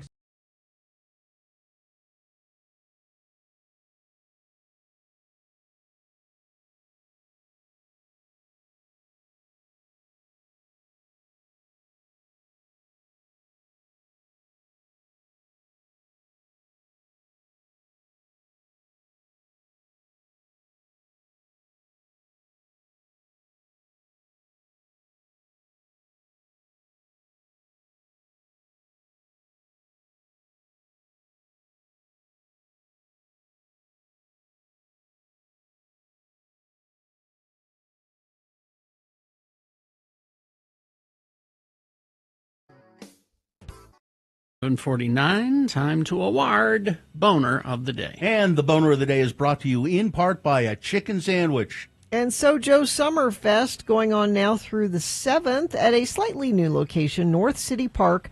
The Sojo Music Festival features 2 nights of high-energy concerts, multiple bands, plus full carnival, the beloved Sojo Summerfest parade, food trucks, fireworks, festival fun for all ages. South Jordan's biggest party of the year. Find the map and full schedule at sjcsummerfest.com. Well, only 5 people thought Shaggy was a boner. Well, we expect this from radio people. So it was a battle between number 2, That'll Learn Them Damn Kids, and number 3, Mehmet Oz, Prove That You Matter. And it was pretty close. But winning was boner candidate number 2, That'll Learn Them Damn Kids. All right. The Boner of the Day for today, June 6, 2025, now qualified to be Boner of the Week. That happens today, by the way. Oh, yeah, Boner of the Week at 9:50 this morning. Yeah, Dave will be here. Yes. I have here a letter that people perhaps would like to hear me read. You mean an email of interest? Yeah. An email of interest. Bill, my name is Dave. Hi, Dave. another listener from Perry City. We all have events in our lives that seem to happen and remind us of how fortunate we are, and sometimes we find that we are so close and yet so far away. Mm-hmm. I listen via the podcast, and therefore I'm sometimes a day or two behind, depending on how much I'm able to listen. Anyway, I found myself in Fargo, North Dakota this week for work. Now, that makes it sound like I don't know how I got there. I finished up for the day and found a park to go run around and turn on the show. I, like you, had been invested in hearing the outcome of the Karcher Mall polar bear. That evening as I ran, you teased that you had, in fact, received a letter from Sketchy Blake about the polar bear. I listened during my run and returned to the hotel to get to bed as I had a 5 a.m. flight the next morning. The next morning, I got on my flight, and when I landed in Minneapolis, I had a walk and some time between my next flight home, so I popped on the show, and you started to read the email from Sketchy Blake, and I soon realized that the polar bear is in the Cabela's in Fargo, North Dakota, where I had just come from. Wow. If I had only run for 10 more minutes, I might have been able to get a picture of the polar bear. I should have done 2 laps around the park, albeit it was a pretty large park. I'm sorry. I was lazy and I failed you. No, you... But anyway, there might be a chance that I'll return to Fargo soon and hopefully redeem myself. But then it might not be very topical by then. No, I've got a news for you, Dave. It wasn't topical to begin with. It's timeless. It's a timeless story of my youth. I guess that is how my life goes sometimes. So close, yet so far away. Thanks for letting me listen. Dave from the most of Pear. Perry. It doesn't always work. Yeah. Another listener from Perry City. So to backtrack, if you missed the story, I told a story of my youth in Nampa, Idaho, and I remembered going to Karcher Mall, and the thing that I remembered about it was there was a giant stuffed polar bear on display there, and wondering what happened. The first thing I would have wondered is why there was a giant stuffed polar bear on display at the Karcher Mall. And who is this Karcher? I don't know. But I love that friends of the program, and this show would never work outside of Utah. And yet that's what we have been told. We've been told. Yeah. And yet we have people listening all over the world, and so close yet so far away in Fargo. Well, I wish he had been able to. That would have been cool. But I guess he has to go to Fargo for work occasionally. Oh, well, next time you're there. Yeah, so I think he'll be able to maybe go to the Cabela's and get a picture of the polar bear. Someone else might be listening in Fargo. It could be. I suppose. If you're listening in Fargo, North Dakota? Yeah, North Dakota. Yeah. North Dakota right now, please give us a call. Or better yet, just go to the Cabela's. Take a picture of the polar bear. The polar bear. It's got a dead baby seal next to it, which I'm still baffled by. It's not called Karcher Mall anymore. Well, it's gone, isn't it? No. They renamed the mall? No, the guy who went there, he said there are some shops still there. It's called District 208, formerly Karcher Mall. That's a terrible name, District 208. A shopping center. Well, I think maybe the Karchers didn't want their name associated with it anymore. Let's see, what do they have? They have a Buttery Food and Drug, a Tempo, Sprouse Rights, and let's see. Yeah, that's about it. They have a Joanne. No, they don't. Not anymore. Nobody has a Joanne's. No. The Big Five Sporting Goods. Let's see. So here's the history of Karcher Mall. There's a whole history? Yeah. You can find the history of anything. District 208 is a terrible name. That sounds like, future military base, District 208. Well, I think if you know anything about modern day Nampa, they're very dystopian. Yeah. The Karcher Mall, it featured 2 movie theaters at one time. Now none. It's seen better days. Yeah. Well, once they took the polar bear out. Yeah. No reason to go there anymore. Downhill from there. Bon Marché. Let's see. I believe we still have some slowdowns southbound I-15 up in Riverdale due to that earlier multi-car accident.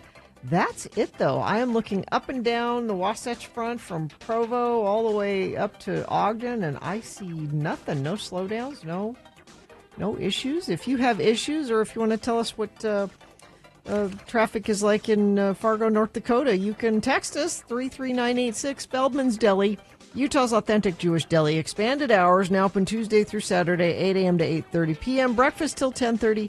Lunch, dinner, live music Fridays and Saturdays. More information at feldmansdeli.com. 208 is the Idaho area code. Oh, okay. Area code. All right. Have another drink with Jimmy the Wine Guy coming up after these messages. Stand by. Randlife.com/X96. If you want to buy a home, you should really deal with a local mortgage company like Rand Life. Rand Life is... they've made it even better to borrow from them right now. They've slashed their floor rate on 3-in-1 adjustable rate mortgages to 3.25%. That's 3.25 or 3.25% on 5.98% APR. What does that mean? I have no idea, but they can tell you. Rand Life can tell you, and I know basically what it means, and that means lower payments on your mortgage, not as big a payment up front. So whether you're a first-time home buyer or making a move, a 3-in-1 adjustable rate mortgage will give you some flexibility and savings to get into your dream home right now. So the perfect way to start your home buying season, go to randlife.com/X96. That's randlife.com/X96.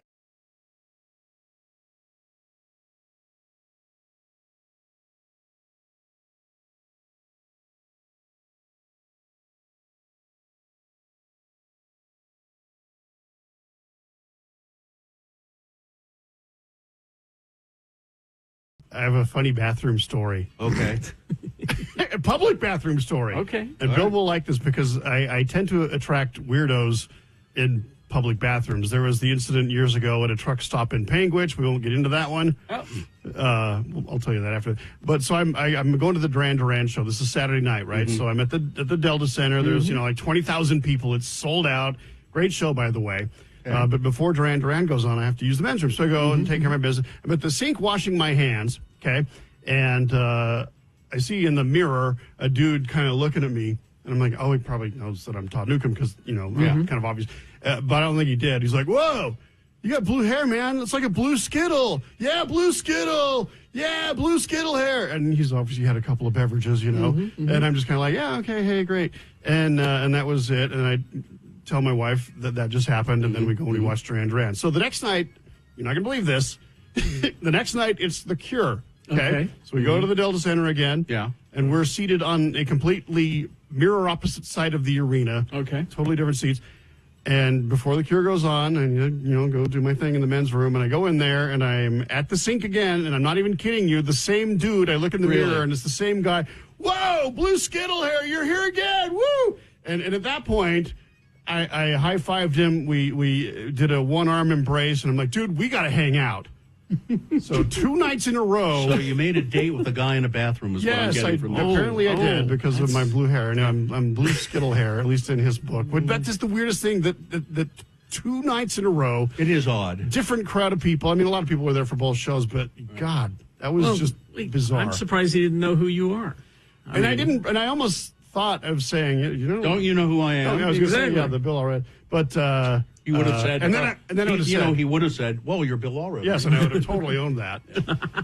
And there you go. So that was weird. I also saw, like everyone, The Cure, there were more people that I recognized and that I knew and that knew me at The Cure show. Than Duran Duran? I bumped into our buddy Dallin Weeks from I Don't Know How But They Found Me. Oh, Dallin was there. Yeah, he was there with his teenage daughter.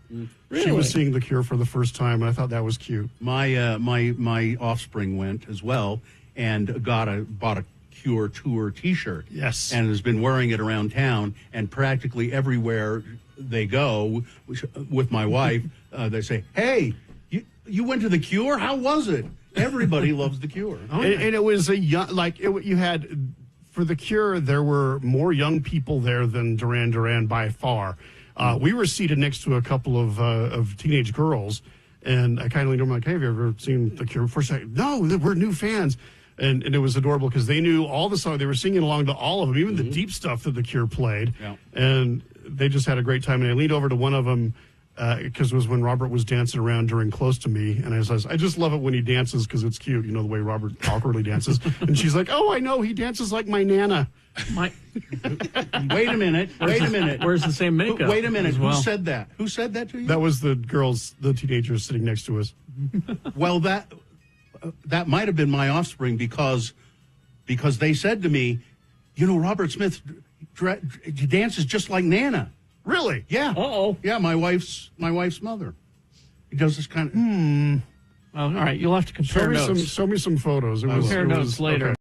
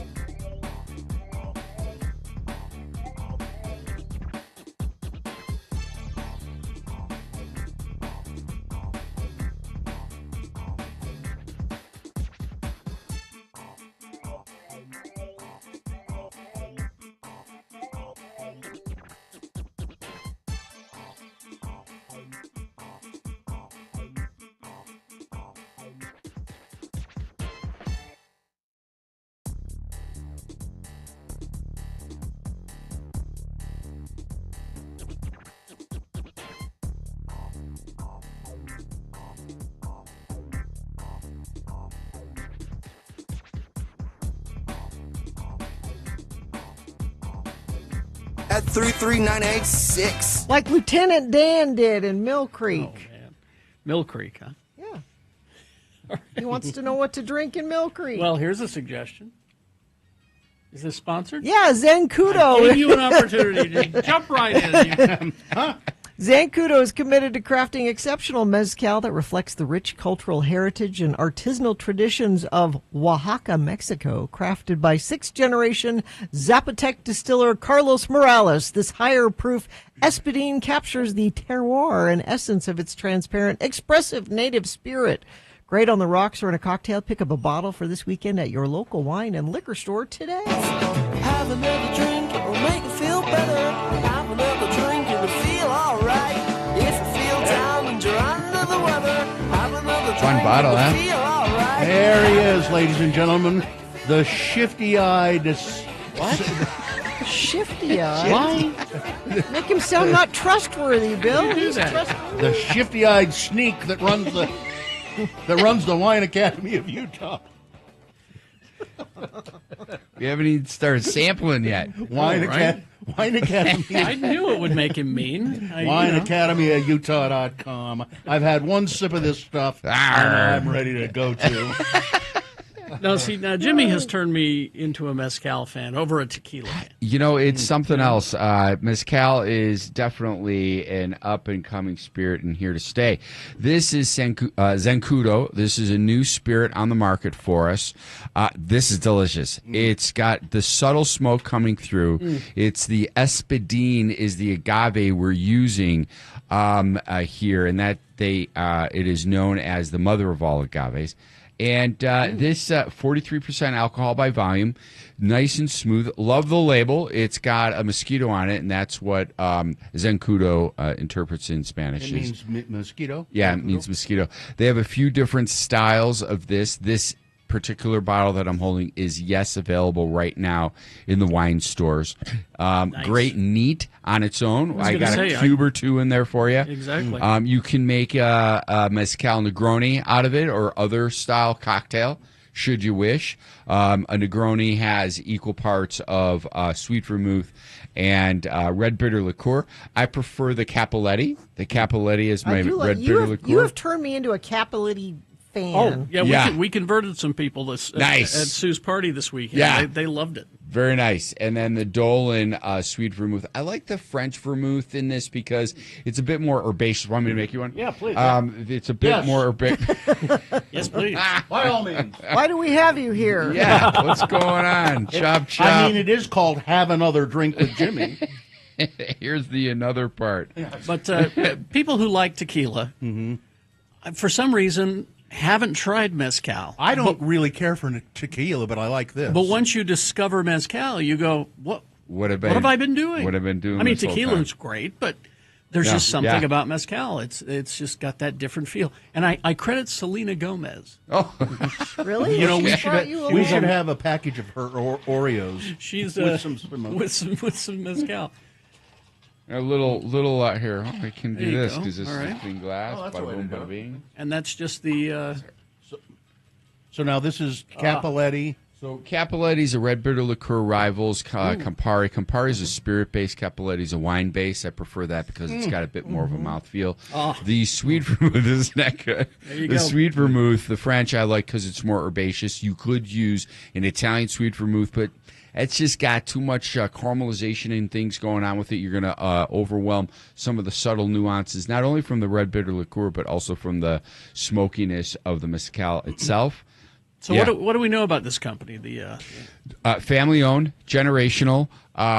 Family are working in the fields. They're located down there in Oaxaca area, and very artisanal.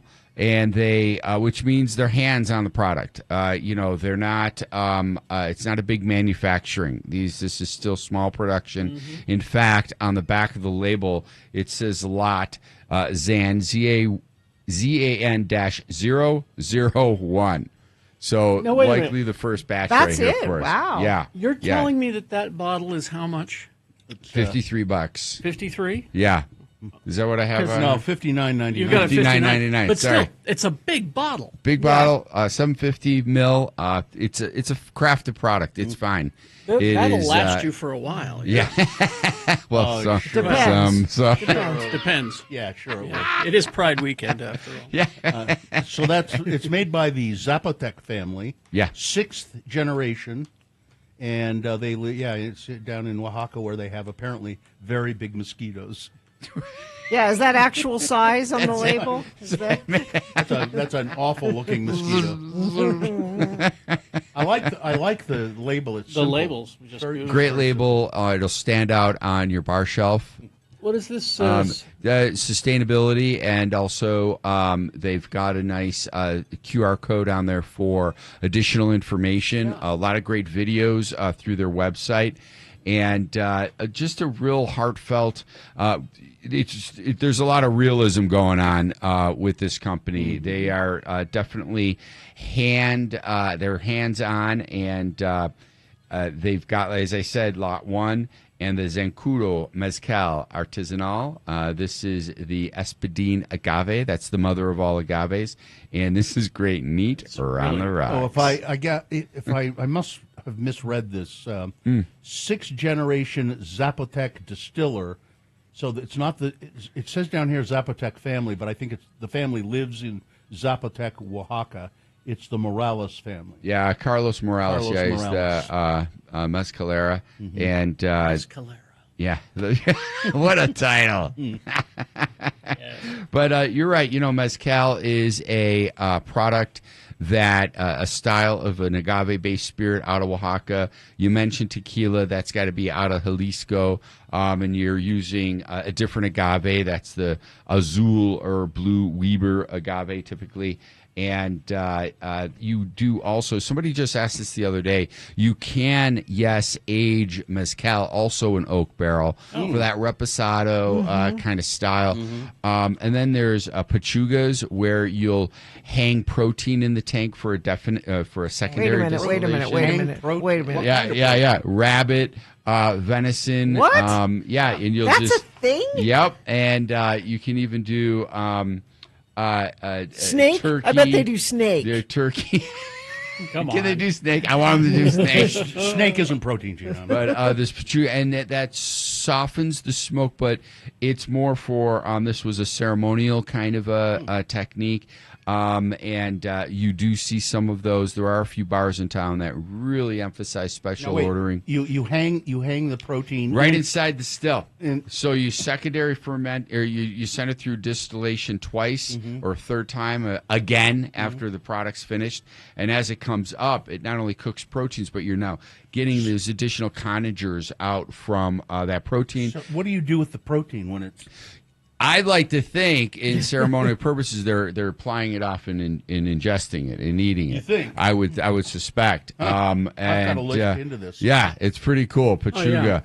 And this. There are a lot of cats in my neighborhood. Yeah, no more. What I like about the reason I'm bringing that up is this has such a fine, subtle smoke, but it's definitely there. It's so characterful, and I know I'm using the word subtle and so characterful, and it might be contradictory. This is just layered and complex. It really is. Mezcal. This is a really I'm super glad we're sponsoring this. I mean, today. I was going to say I've had a few mezcals, and you've given me what was I thought my favorite mezcal. Okay. This one is now my new favorite mezcal. And this is new to our market, right? Yeah, brand new. Wow. Yeah, it's a good one. It's really good. So again, it's what is it called? It's the Zancudo. Zancudo Mezcal. This is a great label. It's easy to find. It's distributed throughout the wine stores, and 59 bones. So it's one that's going to be great neat on the rocks, or as we just prepared a cocktail for you, a simple Negroni style cocktail, equal parts sweet vermouth, your red bitter liqueur, and mezcal. I just love it on the rocks. Look for the mosquito on the label. Yeah, it's a great looking bottle. So what events do you have coming up? You know, this Sunday we're at Clearwater Distilling doing a cigar and spirits pairing. We're featuring the Josephine. That's their Aquavie or Eau de Vie. And then next Thursday, we're at Tracy Aviary for Wine Takes Flight, our Cellar Club, where it's a multi-course wine dinner, followed by jazz on the lawn. So that's a fun one. Really? That's going to be a good one. Go to wineacademyofutah.com for more information, or those respective businesses for ticket sales. Absolutely. That's great. Thanks, Jimmy. Thanks, guys. Enjoy your weekend. Be safe. I hope everyone grabs a bottle of this mezcal to enjoy all weekend long. Thank you. It's Jimmy Santangelo, the iron-fisted dictator at wineacademyofutah.com. Thank you, sir. All right, traffic, Gina. Infiniteam reporting trains stopping any movement on 12th Street in Ogden. Been in the same place for 20 minutes now. No end in sight. Thank you, Infiniteam, for letting us know that. The only other thing that looks like it's still an issue is that earlier multi-car accident up in Riverdale, southbound I-15.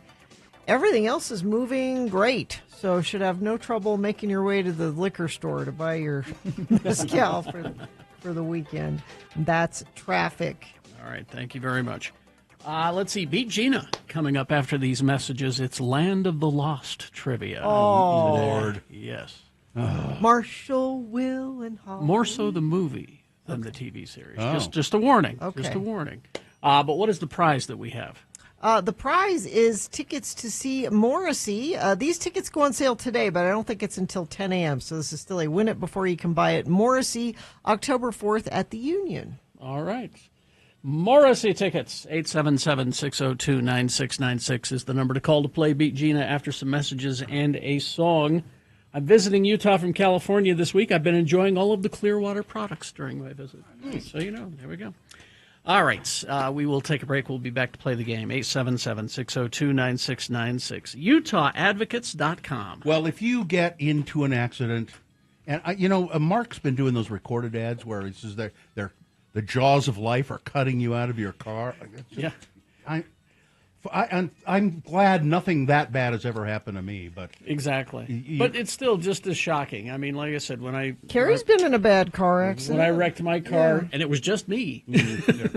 You sit there just kind of stunned for a moment. And so you've been T-boned by somebody. Somebody's hurt you. You've got to go to the hospital. Your family is all. Just get somebody to call if you can't do it yourself, get somebody to call the advocates. Say, I've got to go into surgery, but call the advocates. 801-355-5550. 24 hours a day, 7 days a week, and you'll get a lawyer on the line, not a gatekeeper, not a paralegal. a lawyer. Now, remember that you don't pay a dime out of your pocket until they get you a settlement, and then they just take part of the settlement. The Advocates, 801-355-5550, UtahAdvocates.com.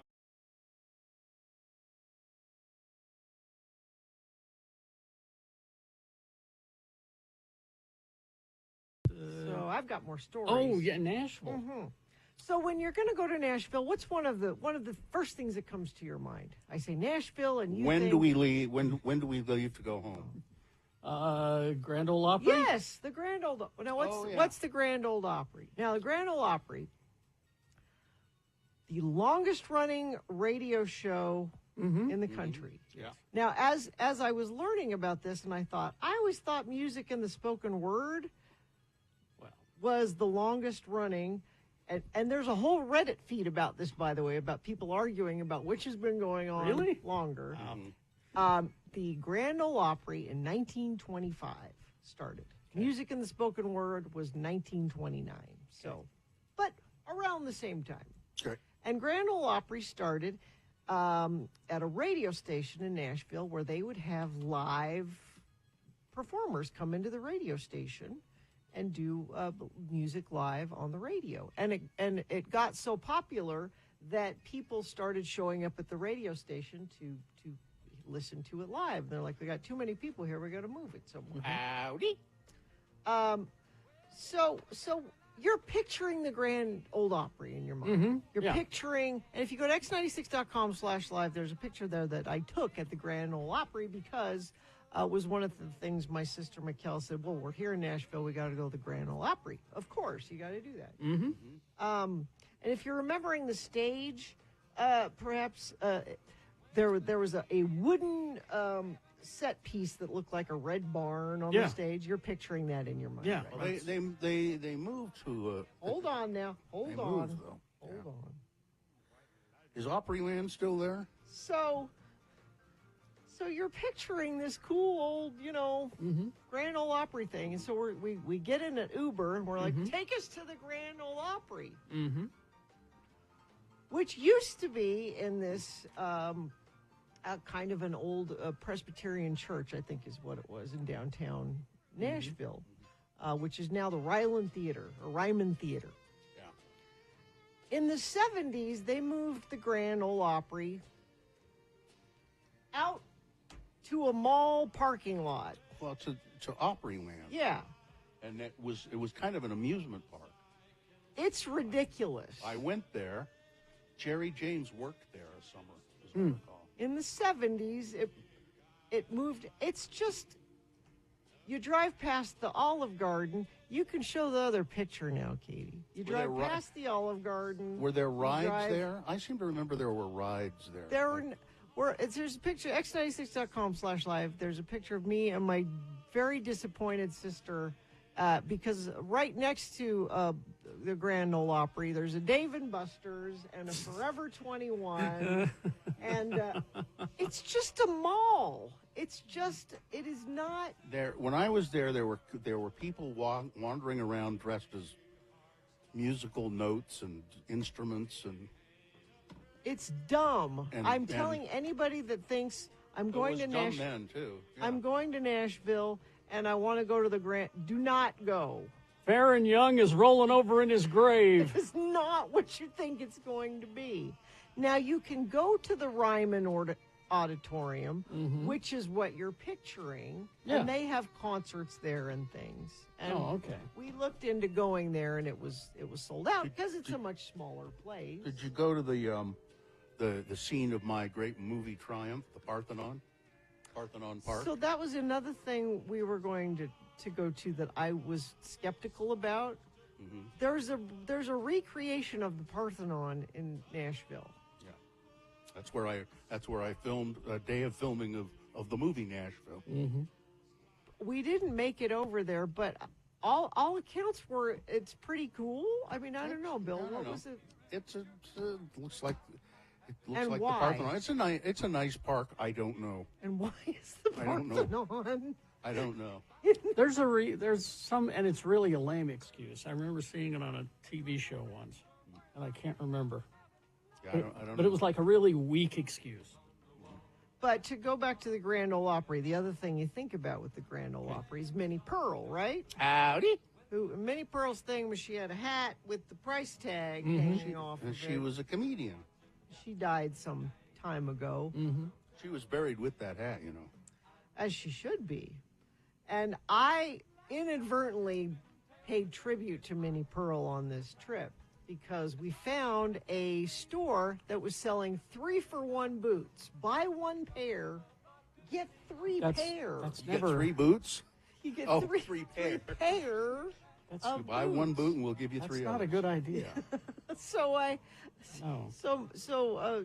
But I get a pair, my sister gets a pair, we get the 3 pair. And I was very excited to walk around Nashville in my new boots, which I put on, and I was wearing long pants with the boots, and I wore them all day, and I get back to the hotel room to take off the boots, and I realize I have been walking around all day with a giant tag. Looks like I stole the boots. Left the tag on the boots. And I bet people couldn't take their eyes off of that. Nobody noticed.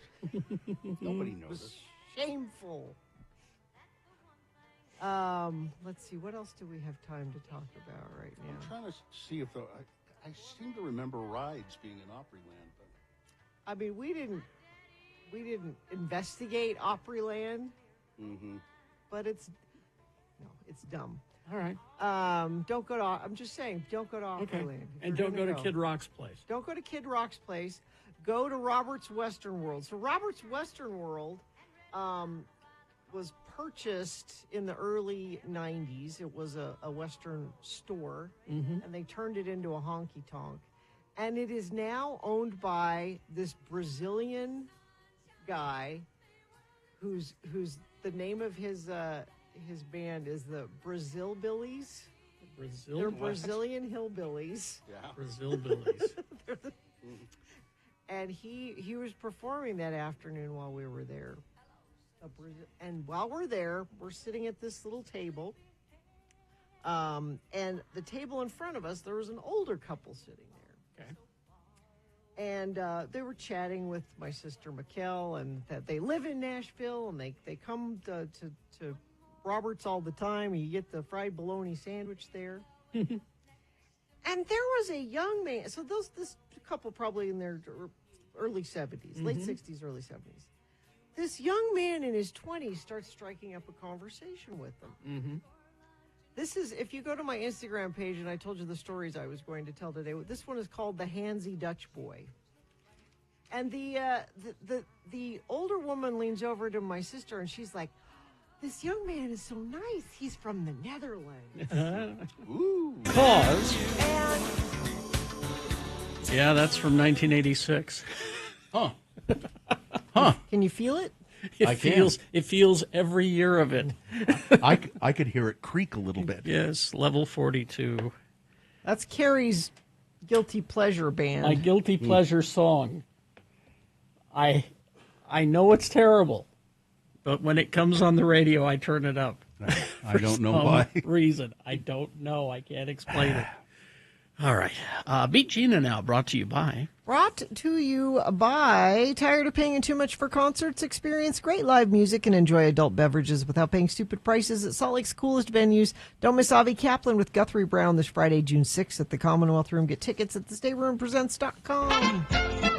Well, before we get to Beat Gina, let's pause for a moment to talk about root juices. Root juices? That's right. I said root juices. All right. I'm your announcer, Johnny Ola, and I know you're asking yourself right now, what the heck is Johnny talking about when he talks about root juice? Well, yes. Well, that's the natural flavor in Hires. The delicious flavor of Hires root beer comes from delicious root juices.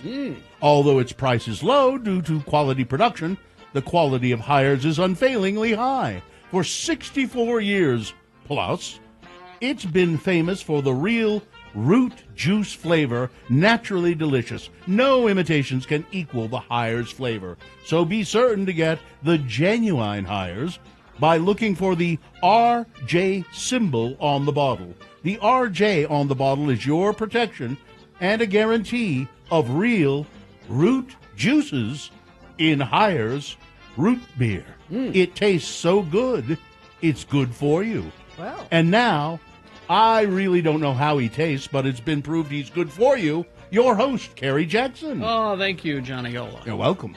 Professional game show announcer. The randomizer has picked a contestant. Gina, you'll be going against Alex today. Alex, are you there? Hello. Oh, Hi, Alex. Alex. You ready to play? I sure am. All right, let's toss a coin to see who goes first. You call it heads or tails. Heads. See what happens. It is tails. Oh, you're going to have to work for these Morrissey tickets. All right, Alex, because you lost the coin toss, Gina goes first. And that means that the first question is for her to answer on her own. Multiple choice, pop culture trivia. If she gets it correct, she gets the point. If not, Alex, I hope you were listening, paying attention. I'll allow you to answer the same question. If you get it correctly, you'll steal Gina's point away. We'll go back and forth till one of you gets 3 points. Land of the Lost, the movie, was released on this day in 2009. Okay. Will Ferrell. And so we're going to do, it's mostly Land of the Lost movie trivia. I'm not so good with that. But there's some occasional Okay. TV series. All right? I think I was in junior high, so, you know. All right. Let's see. First question is for Gina. In the classroom, Marshall, played by Will Ferrell, has a poster in the classroom. Okay. What does the poster say that Marshall has in his classroom and emphasizes? Okay. Is it 1, live, laugh, love? Is it 2, risk? If you don't succeed, it's your own damn fault. Is it 3, you're either a smart fella or a fart smella? Or 4, hang in there, baby, with a kitten hanging off the tree? I will go with number 2. Risk. If you don't succeed, it's your own damn fault. All right, that's a point for Gina. Now we go to Alex.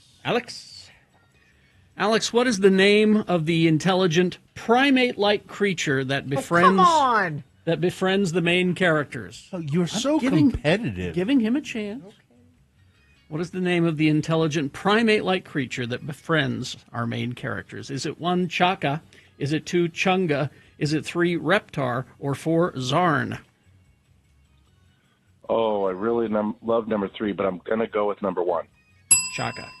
Correct. It's a good thing you're not here, Alex. Gina would have punched you. Or me. Not his fault, Gary's fault. Or me. It's Gina's turn. It's 1-1.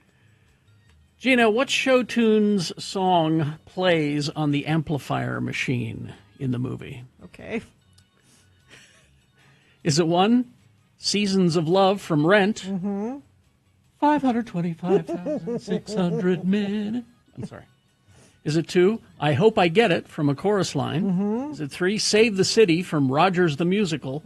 Or 4, I've Got an Angry Inch from Hedwig and Thee? 2.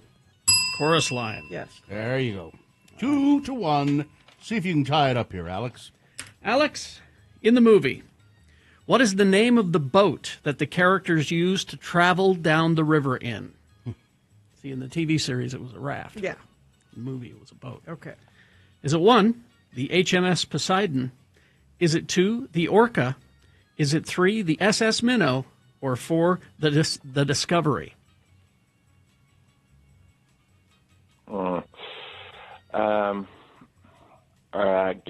Honestly, they all sound great to me, so I'm going to go with 4. The Discovery? Oh, I put that in there to throw you off. Sorry. Wow, this could be the game. Is it the Poseidon? It is the Poseidon. Well, that's it. That's it. Wow. 3-1. You're 86th, Alex. And I didn't get one Slee Stack question. Monday. Got plenty of leftover questions, right? Plenty for Monday. All right, listen, Alex. I have a feeling that Gina's going to give you the damn tickets. You are right. You have won them before you can buy them. Tickets to Morrissey, October 4th at the Union. Tickets go on sale later today. Go to x96.com for all of that information. I've got to go. Mrs. Ola just called, and she says, get home. It's time for your root juice. Okay. All right, big boy news now, brought to you by Shark Summer at Clark Planetarium has finally surfaced. See Shark Kingdom 3D on the giant IMAX screen. Snap a selfie with the 11-foot shark. Enjoy shark-themed snacks and gifts. It's happening all summer long. Thank you.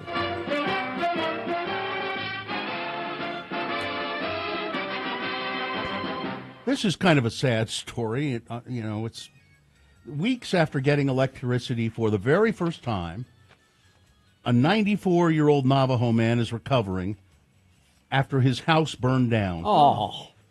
As reported on Cheese, a Navajo Nation man living in Tonalea, Arizona.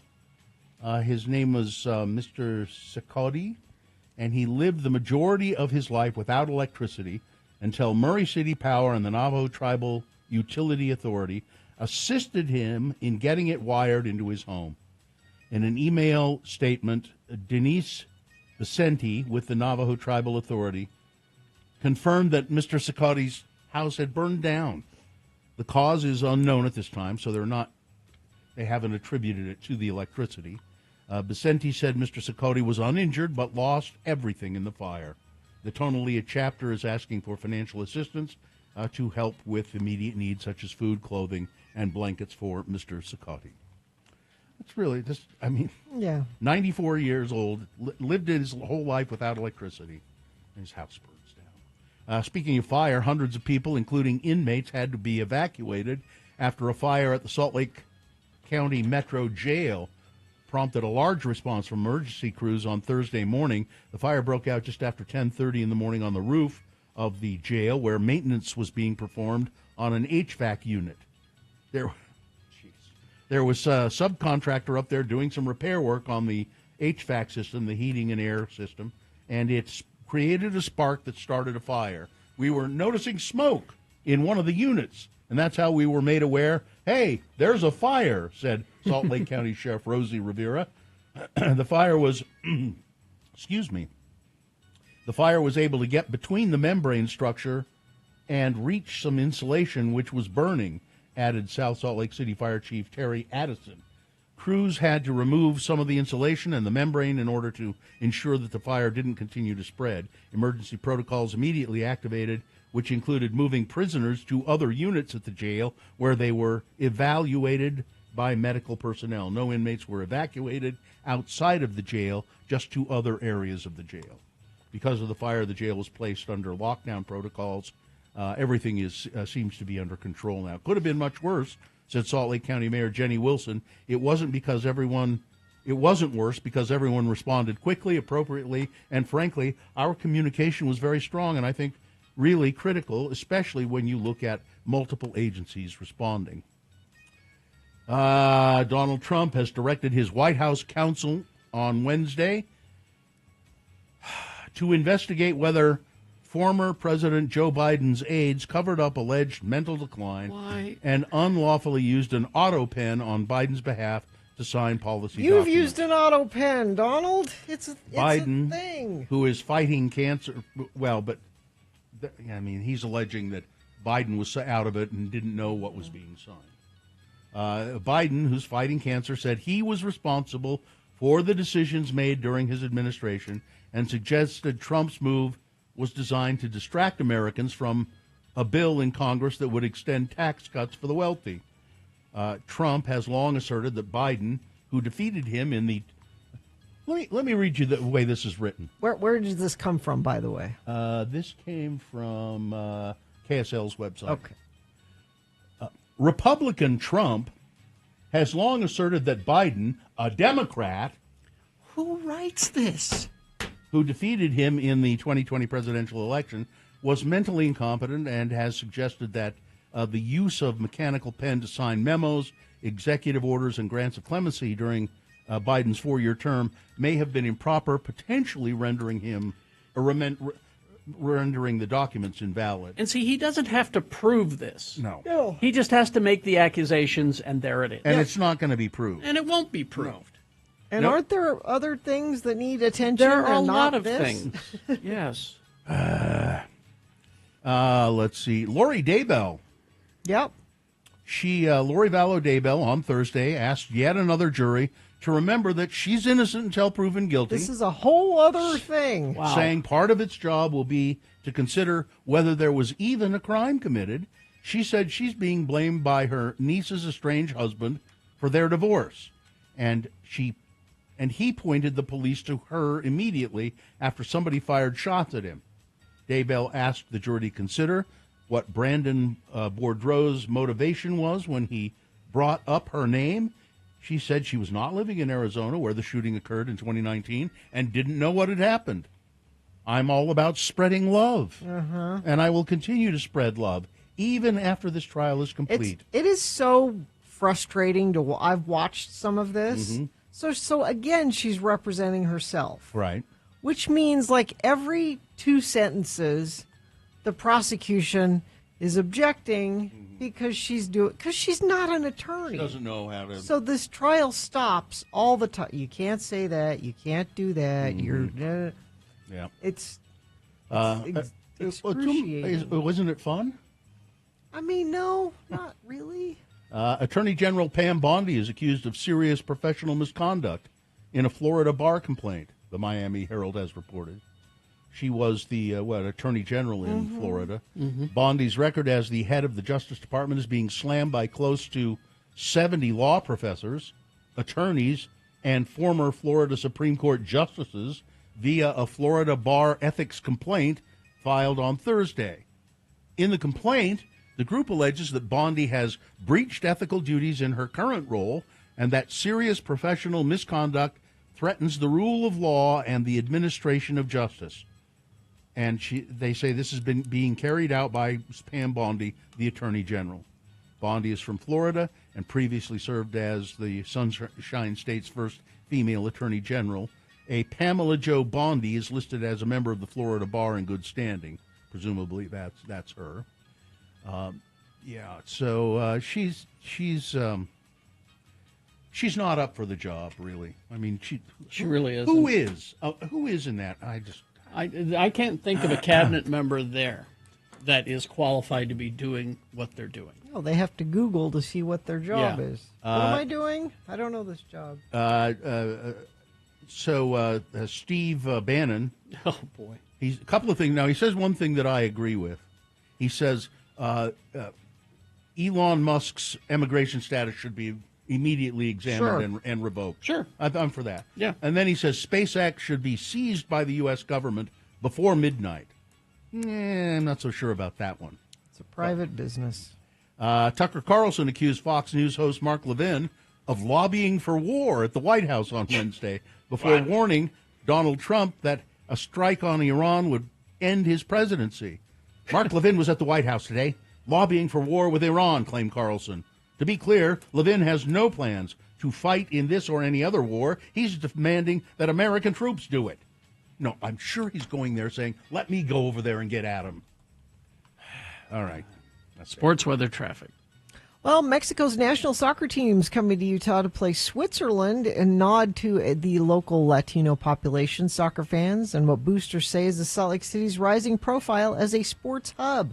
It will mark the second time since 2015 that the Mexican team will have played in Utah. This time, it will be tomorrow at the 51,000-seat Rice-Eccles Stadium up at the U. So if you're wondering what's happening up there, it's soccer. I'm guessing it'll be a full house. Oh yeah, it'll be huge. Somehow the Indiana Pacers won last night. It did not look like it at any point in the game, but 111-110 over Oklahoma City. They play next on Sunday in the Stanley Cup Finals. You've got the Panthers and the Oilers today at 6. Edmonton leads that series 1-0. The Salt Lake Bees are still on their homestand tonight against Round Rock. And I think they're having that kids race at the end of the game. If you want to go out and run the bases, they'll let you do that. 7 o'clock is when that game starts. Weather, about a 20% chance of afternoon showers today. 81 for a high. Tomorrow, 87. Sunday, 90. Monday, 92. And that looks like that little storm coming through this afternoon is the only thing for the next several days. So enjoy it if it does show itself. Still some slowdowns people are experiencing up in Riverdale, southbound I-15, that earlier multi-car accident with the semi-truck. That is it, though. I am looking all the way down to Provo. I don't see anything. All the way up north to Ogden, that Riverdale incident, the only one there. And you haven't sent anything in via text, but you certainly can anytime you see something. 33986. Haster Games for board games, Magic the Gathering, Pokemon, miniatures, dice, paints, and more. Haster Games, 6831 South State, or HasterGames.com. All right, we got our Mormon Housewives recap with Victoria. She watches so that we don't have to. Coming up.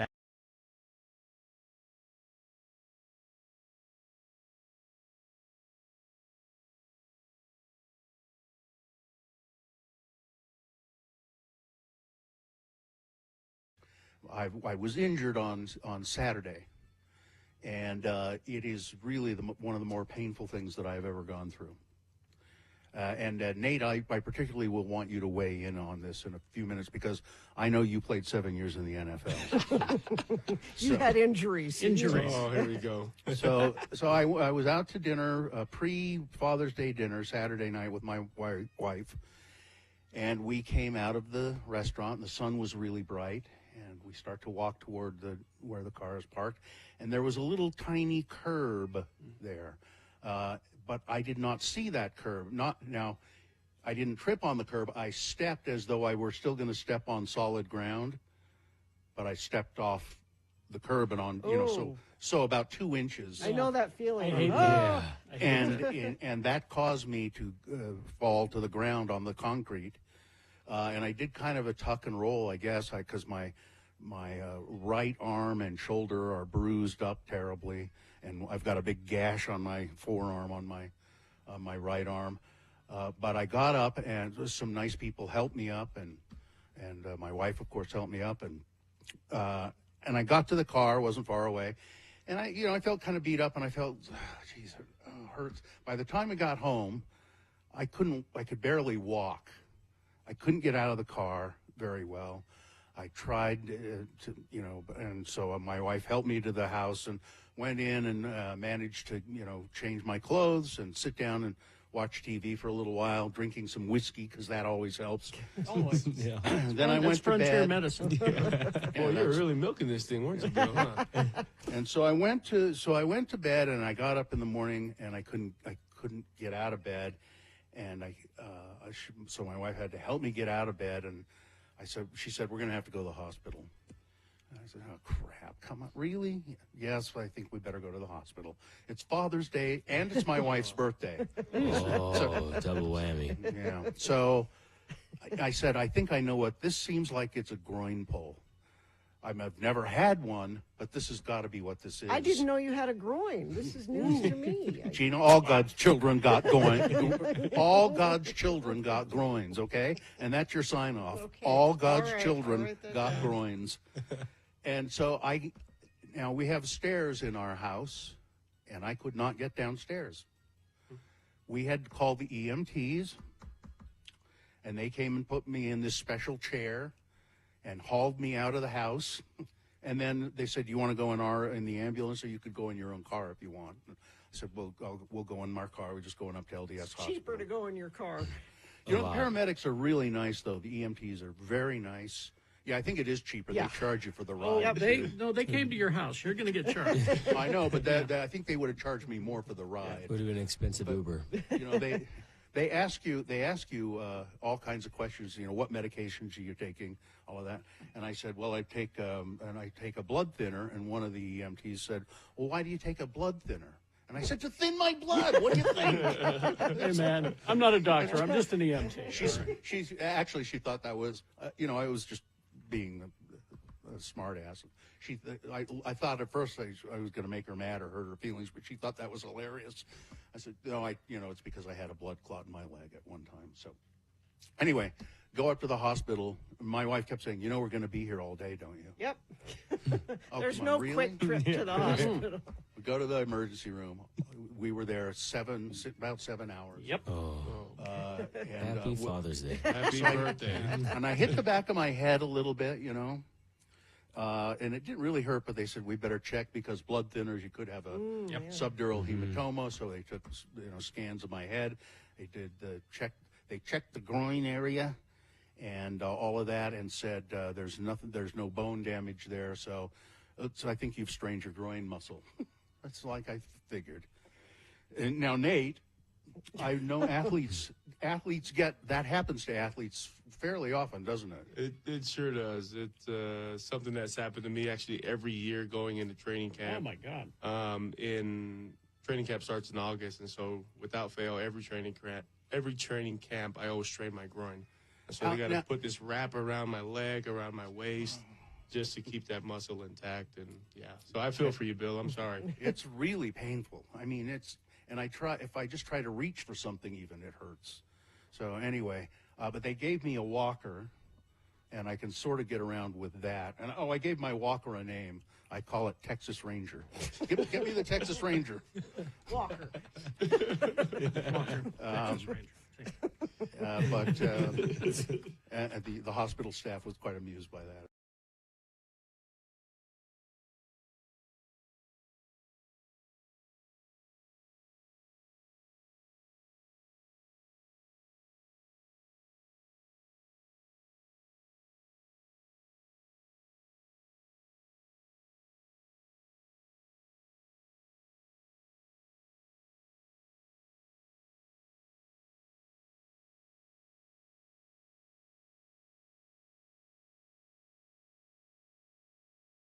At 33986. This sponsored, Gina? Don't miss the Deer Valley Music Festival this summer. All tickets are on sale now. Claim your spot. Start planning your perfect Park City night. Details at deervalleymusicfestival.org. Thank you.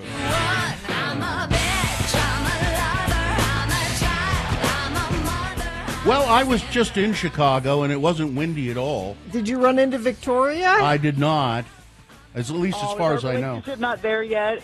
I don't know. I didn't see you, I don't think, but I probably wouldn't know you if I saw you. I was thinking I should have creeped on the architecture tour boat and just sat in the back and watched you from afar. Yeah. Watching me drink my Bloody Marys and go, that's a cool building. Victoria. It's the best. It is. Victoria is here to talk about the real lives of Mormon housewives. Well, before we get started, though, I'm sure Victoria knows this, but for everybody else, apparently Bravo show Sold on SLC has been canceled. Oh. After R.I.P. After one season. Oh, was that the real estate? Yeah. Yeah. You kind of liked that show, didn't you, Victoria? I did. I really liked that show. Actually, breaking news, Carrie, I didn't know yet, so thank you. Oh. Glad I could help. No, I appreciate that. Oh, I'm sad. I really like that show. Well, let's talk about episodes 5 and 6 of the real Mormon housewives or whatever they are. Close. Yeah, I like that. We'll have this mutant version. Yeah. And episodes 5 and 6, there's total, all 10 episodes are available on Hulu, but we're just taking 2 at a time. And I will say, these were not great. They were boring. They could have been one episode or half an episode. I'll tell you about the main thing that I'm interested in, and then I'll do what I'm calling a lightning round of my random takes. All right. So the main thing I was interested in was this drama between Demi and Jesse. So remember, I can't tell the difference between Demi and Jesse. Oh, I can't either. Yeah. No, but they had drama between seasons. So what happened was, and they're supposed to be from what I can tell on the show, they're really close, they're best friends. Mm-hmm. And so between season 1 and 2, they're negotiating contracts, everybody is. And Demi wanted more money, and she suggested, I don't know if it was to the showrunners, to other people, that Jesse should be fired so Demi could get more money. And this definitely caused a rift between them. And so I'm not really sure what she was thinking here, but if she thought that fewer cast members would mean they could spread more money between the rest of them, I don't know. Mm-hmm. No, that's not how that works, I don't think. No, I don't think. No, also so dumb. They're so dumb. And so while they're talking about this around a dinner table, of course, Demi said, I was a fan favorite. And I'm like, oh my God. What does that even mean? Yeah. So anyway, and then it turns into an argument between Demi and Taylor, because Taylor is the one who created Mom Talk. And so then it became this, who should get more credit, and Taylor's like, do you think I shouldn't get more money? Anyway, it's so dumb. But I was totally amused by this because everything else was so boring. Mm-hmm. So in my lightning round of dumb stuff that also happened, we get this ridiculous play-by-play of Whitney trying to create a text group and then waiting to see if anybody responds. It's several minutes, and I'm like, I guess this is the life of a creator, but it was so dumb. And Whitney is on the outs with Mom Talk, and so I don't need to see her trying to get back in with her. But it was so dumb. The other thing I have not commented on yet, really, is Taylor's mom, who is so gross. And I will make sure to get pics and post this. But we get a lot of Taylor's mom on the show. This is Taylor Frankie Paul. Yes. Okay. Exactly. Yeah. What a stupid name. She's the creator of Mom Talk. Right. And so her mom is actually on the show quite a bit. Between seasons 1 and 2, and we see her mom coming back from recovery of this, her mom got plastic surgery. And it's a ton. She got so much plastic surgery. And when we get the reveal on season 2, she's talking to Taylor, and Taylor's totally judging her for all of this. Of course. But she asked Taylor, "Do I look as young as you?" I'm like, "Oh my God." This is so gross. This is so gross. So no to Taylor's mom. We have this conflict between Michaela and Whitney, and I don't blame Michaela. I don't love Michaela, but I also don't blame Michaela for not wanting to make things better with Whitney, but whatever. We did learn that Jesse has a history of swinging. So at first, I only know what I see on the show. I know. At first, I thought it was just Taylor and Miranda were the ones who were involved in swinging, and I guess Jesse had a history of swinging as well, and so she just mentions that. The other thing that happens is the girls take a girls trip to Arizona because Macy is co-hosting a celebrity pickleball event. And again, I'm more interested in what's going on around the show and not what's on the show. But in case you're wondering, I'm anti-pickleball, just in case you're wondering. Yeah. I hate it. Okay. There we go. Hey, we could do a whole segment on this. Can I ask you a question? Let me ask you a question about Yes. Taylor Frankie Paul. Apparently, she has a child with this guy, whatever, Dakota, and the name of the child is Ever True. Correct. Does she drag this Ever True Mortensen? Does she drag this kid into the show? I mean, no. Okay. That's a baby. Yeah, that's a tiny baby. But I will say, compared to the other women in the show, she is the least guilty of bringing her kids into the show. Like, there's others that, like, Whitney loves parading her kids around in front of the cameras, and I'm trying to think of, no, Whitney's probably the worst at this. I will say, I do really like how Taylor shows up on the show. She, like, you see her, like, maybe she'll have to put the baby to bed, but she does keep this very separate, and she does have 2 children from a previous relationship. Right. And I would guess those kids are not on because the ex doesn't want them on. So anyway, so no, we don't, I really appreciate her not having that around, but we'll see. But we did see that she puts them all over her Instagram, but I'm sure. Oh, well, Mom Talk. Yeah, that's what it is. Yeah. Also, I'm going to add something else, which is not a very nice thing to say, but it really bugs me about this content about these women. So one of them just found out they're pregnant. I've talked to somebody else who I guess I'm going to find out more of these women are pregnant. And my hateful thing to say is they are getting pregnant for content. Yep. And that is gross. Like, that is gross. Well, I don't like this entire show I have not seen, but it makes me feel icky. No, it's so gross. And I'm glad Bill brought up the kids because that bothers me because these kids are going to grow up and this stuff is all out there. It's going to be there forever. And that's it's embarrassing and And I will, let me say this too for like other women who are watching that I think might relate to this. It's frustrating for I think there's a lot of women struggling with fertility, and when you see these very not nice people just like I'm gonna pop another baby out, I don't love that for women who are going through that as well. And they try and touch on that in the show, but it's so inauthentic, and I feel bad. Like, if you're surrounded by a bunch of women and you want a baby and you can't have one, like, it becomes this currency that is also gross. And I don't like this. I agree. And I am doing the Lord's or the work of Satan to make sure you guys don't have to watch this show. Thank you. I will do whatever it takes. Because I don't want to see it. No, please don't. I would say I would definitely point your direction in some episodes of Housewives, but don't waste your time with it. Okay. Just listen to me. I think I make it way more entertaining. You do. Speaking Speaking of which, the drinking game I have, oh my God, so my favorite thing I've been keeping track of is how many times we say the word lie or liar. And so in episode 5, they say it 24 times. So I'm calling the drinking game Liar Says What? Because if you take a shot each time or a drink even, you're going to be so passed out by episode 6, you won't care, and you won't miss much, so you'll be fine without it. Okay. And I will mention this because Bill did ask for nudity. They're in Arizona on their girls' trip, and they do say they're going to go skinny dipping. Mm-hmm. And when one of the women is talking to her husband and says, "I'm going to go skinny dipping," he says, "No, you're not." And so she doesn't.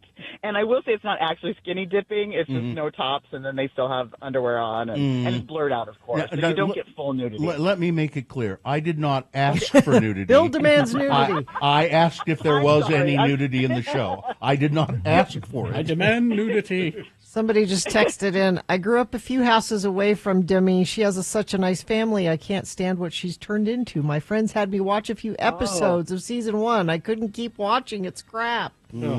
No, and I've gotten messages too about how fake everybody is and other connections to this. It's gross. But I will ask the judge to let the record reflect that Bill did not request nudity. Thank Your you. Honor, Thank please you. let the record reflect. Right. Victoria's an attorney. Thank you, Victoria. Thank you. Go look for you, Judging Empath at Instagram and all of that. Yes, please. All right. Yes. All right, and I'll talk to you guys next week. Bye. Icky. I just feel icky. All right, traffic. Yeah, still issues with that earlier rolled semi accident southbound I-15 in Riverdale. That's it, though.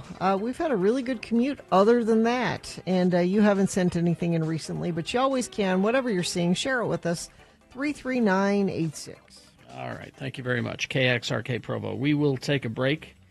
We will be back after these messages and a song. And after that song, it's the Boner Recap game. Easy to play, easy to win the prize. All you have to do is tell us who won the boner this morning. If you were listening, you know.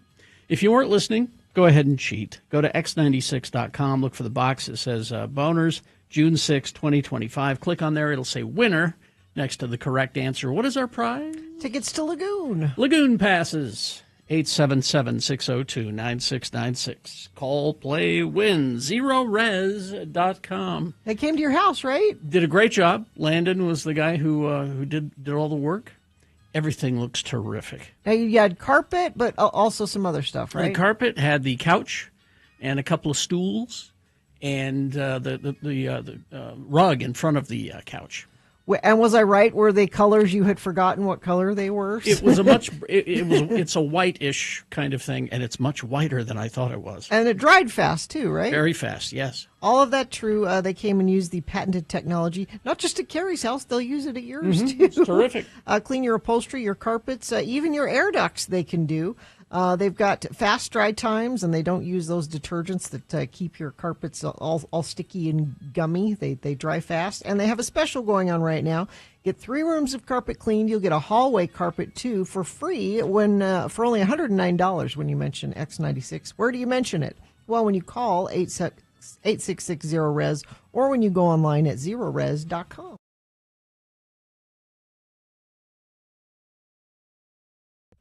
I was looking at this study that's been done, and let me ask you this based on on this study. What do you think, for you, the most stressful time of the day is? For me? Yeah, for you. Just when do you feel the most stress about? And you too, Todd, I want to know. Okay.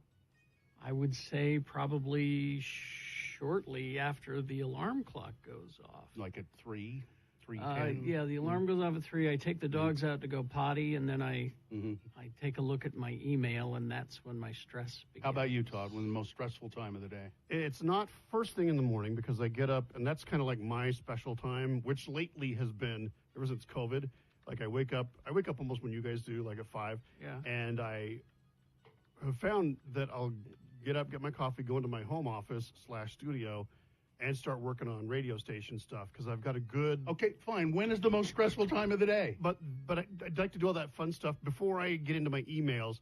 I don't usually look into my emails until about 9-ish, and then that's when it's like, oh, crap, oh, crap, oh, crap, oh, crap, all right. oh, crap. All right. You're both wrong. 7:23 is the most a.m. 7:23 a.m. is the most stressful time of the day. Certainly for you, because that's when they start the boners. Yeah. This is research, you guys. Oh, okay. It's been revealed that the most stressful time of the day is 7:23 a.m., and that on average people will experience 3 dramas each day, with the first drama of the day typically happening around 8:18 a.m. These stressful situations could be anything but like being stuck in traffic or waking up too late or spilling things on your clothing or in your bag like Sean Means did, burning your food, or tripping in public. The research commissioned by Rescue Remedy, which I don't know what that is, found that tiredness and interrupted night's sleep and a busy day at work are among the top causes of drama. The study also found that while 35% of people agreed little dramas are just a part of life, a further 24% find it difficult to relax when they're experiencing these little dramas. So when they do all of the research and kind of do the metrics of it all, they've come to the conclusion that 7:23 is the most stressful time of the day. Now, why do they want to pinpoint that?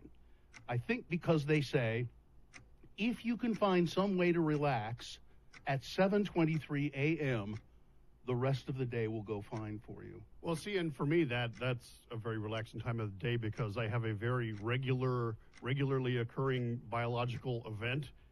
That's kind of the window. You mean you take a dump? Exactly. Okay. So it's I'm not part of that stress. So a good movement does I'm fine. relieves all the stress of your day. Well, I was just I thought when I saw this 7:23 a.m. the most stressful time of the day. Maybe we should come up with a feature at 7:23 a.m. that just will make people relax for a second. The boner is when we. Yeah, but that doesn't make people relax. Well, then We'll you're telling me we have to move the boner? No, what I'm thinking is exactly at 7:23. That's like I said. But right in the middle of the boner. It would just take 1 second. We just play something like Enya. Oh. Instead of mandatory Metallica like the rock stations do, it's just one. Oh. And then we just move on. It's just your relaxer. And Kerry's looking for something. He's got something in mind already. Just to help people. It doesn't have to, we have to just stop for 1 second to do it. Just, everybody needs to relax and meditate for a few minutes at that moment. The Radio from Hell meditation moment brought to you by... Hey, we could get that sponsored. Okay, well, no, that's not it. No. All right. That would not be. Try this. No, that wouldn't relieve stress, I don't think. Either. No. Let me see. Need something soothing. Oh, you're getting close there. That's it, and then you just stop it right there. That's close. How about this? No, that just will make people more stressful. I'm telling you, Enya. We need something that just takes like 2 seconds. No. Okay. No. 2 seconds of Enya. Come on. A gong? No. No, these are not relaxing.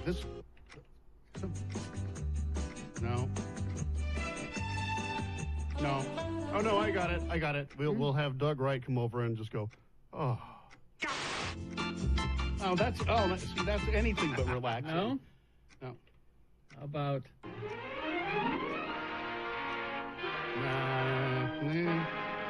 No? Okay, let me keep trying. No. That's terrible. That makes me want to take a pill. That's winding me up. Here we go. Perfect. Then that's all you need. And this is Twin Peaks. Yeah, that'll work. Yeah, just do that for 2 seconds. Yeah, that's no, not. Too much tempo. We'll do this. So we say it's 7:23. Wait, let's start it over again. Here we go. It's 7:23. It's time to relax. And then we just go on with it. Powder of the day. Yeah. Okay. All right. That has a nice ring to it. I like it. You do? Yeah. Just give people just a little respite there. A little oasis. I think we should keep this clock ticking under the entire show. The entire show. It's kind of stressing me out, Well, though. See, Todd, this was one of my put out ideas that Bill and Gina immediately shot down. Uh-huh. I said, instead of having music in the background, let's just have a ticking clock. I kind of like it now. And they were like, no, that's stressful. And I went, no, it can be very relaxing. Well, let me think. Let's hear it for a second. I think we should try this for like 20 minutes on the show. You think? Yeah. Just let's time it from 8 o'clock to 8:15. Oh, that's Jimmy the Wine Guy. Do you want to do that to him? Well, if we're going to do it, it has to be under the entire show. That's relaxing, and you can just stop it right there. Hang on to the that. clock. It sounds like you're at like grandma's house, because she always had the wind up, noisy clock. Yeah. So this is not good. No. I want that. No. That's not relaxing. How about an educational film? But the changes involved in the menopause are characteristic only of womankind. That's it. Stop right there. That's That's very relaxing. No, it's not. See, the texters are agreeing with me. Go right into Only Time by Enya. You think? Yeah. I'm telling you, Enya, that's bubble bath music right there. It always was, yeah. But it's got to be something that you can just play for like 2 seconds. Well, 2 seconds of any Hang Enya on. song, Bill, will put you into a coma. Let me help you out here. Okay. I don't know if that's true, but I'm willing to be persuaded. You remember the Orinoco Flow I do. song? See? It's not as good as that Twin Peaks thing. Wait till the vocals kick in. But it's... Damn it, we Bill. can't do that. It's got to be... We can trim it. See? Look at this.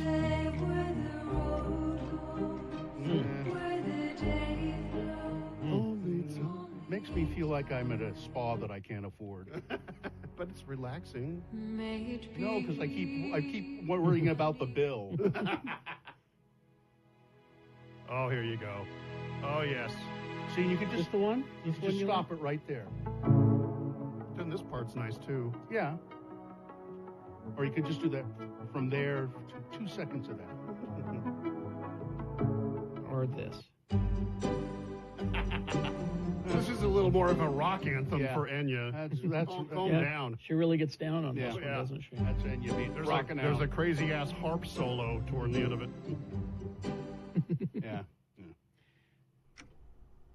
Let's just keep Clock's that. driving me crazy. Let's try it. Let's just see how it goes. Let's give it a shot. We'll see what happens. Keep it there.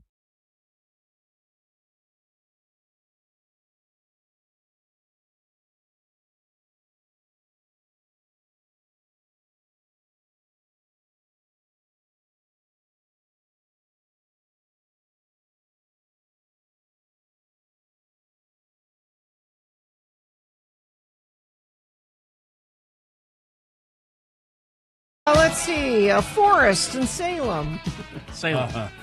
Said Lou Reed? Is that Lou Reed? Yeah, from 1986.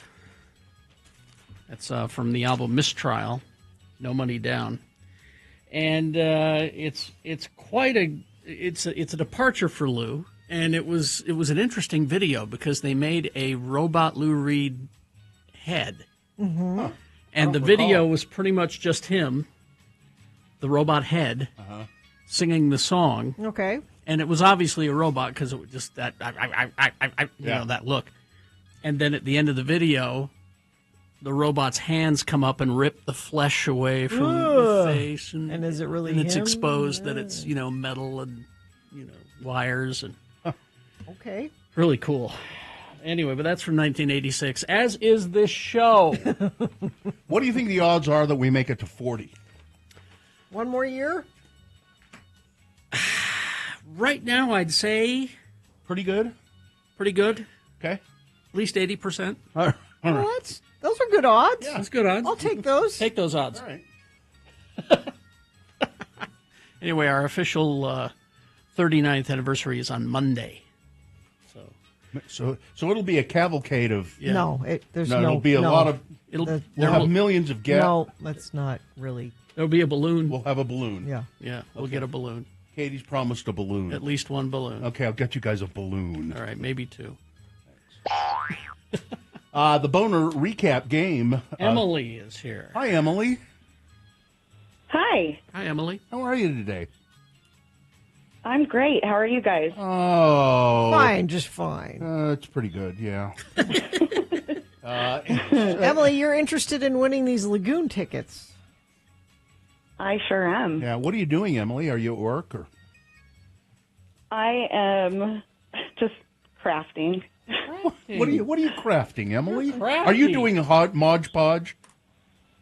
No, I'm making flowers out of plates that I got from the DI and stuff. So, Well, can you send? Would you do me a favor and send me a picture of one of those? I sure can do that. Yeah, just send it to radio@x96.com and say, "This is the plate I am making out of plates. flour I'm making out of plates." I'd like to see that. Okay. All right, Emily, I'm going to read the boner candidates to you. You tell me which one was the winner, and you'll get those lagoon tickets. Did you hear the boners earlier? Let's just say I did a little research. Oh, okay. It is good to do your own research. That's fine. So the boner candidate number one was, Shaggy's in trouble. A Virginia Beach radio DJ. Shaggy Stokes. Shaggy and Friends in the Morning on, Z104. He's in trouble because he tried to drive his car through a police crime scene. They said, "Stop, you can't do that." He said, "Yes, I can. My house is over there. I'm driving right." They said, "No," and they stopped him, and he was drunk at 9:30 in the morning.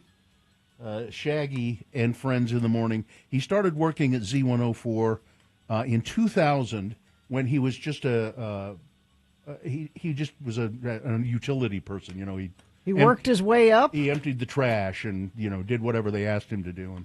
And he blew it in one day. Yeah, probably he's done. And another crime that he's guilty of is just wearing a plain white T-shirt out. And he has he doesn't look very bright, does he? In public. No, he's got that kind of weak chin kind look of at look at any one of us in the radio. Yeah, I mean, look at pictures of us. We don't look Not so great. No. Let's see. Then there's boner candidate number 2. That'll learn those damn kids.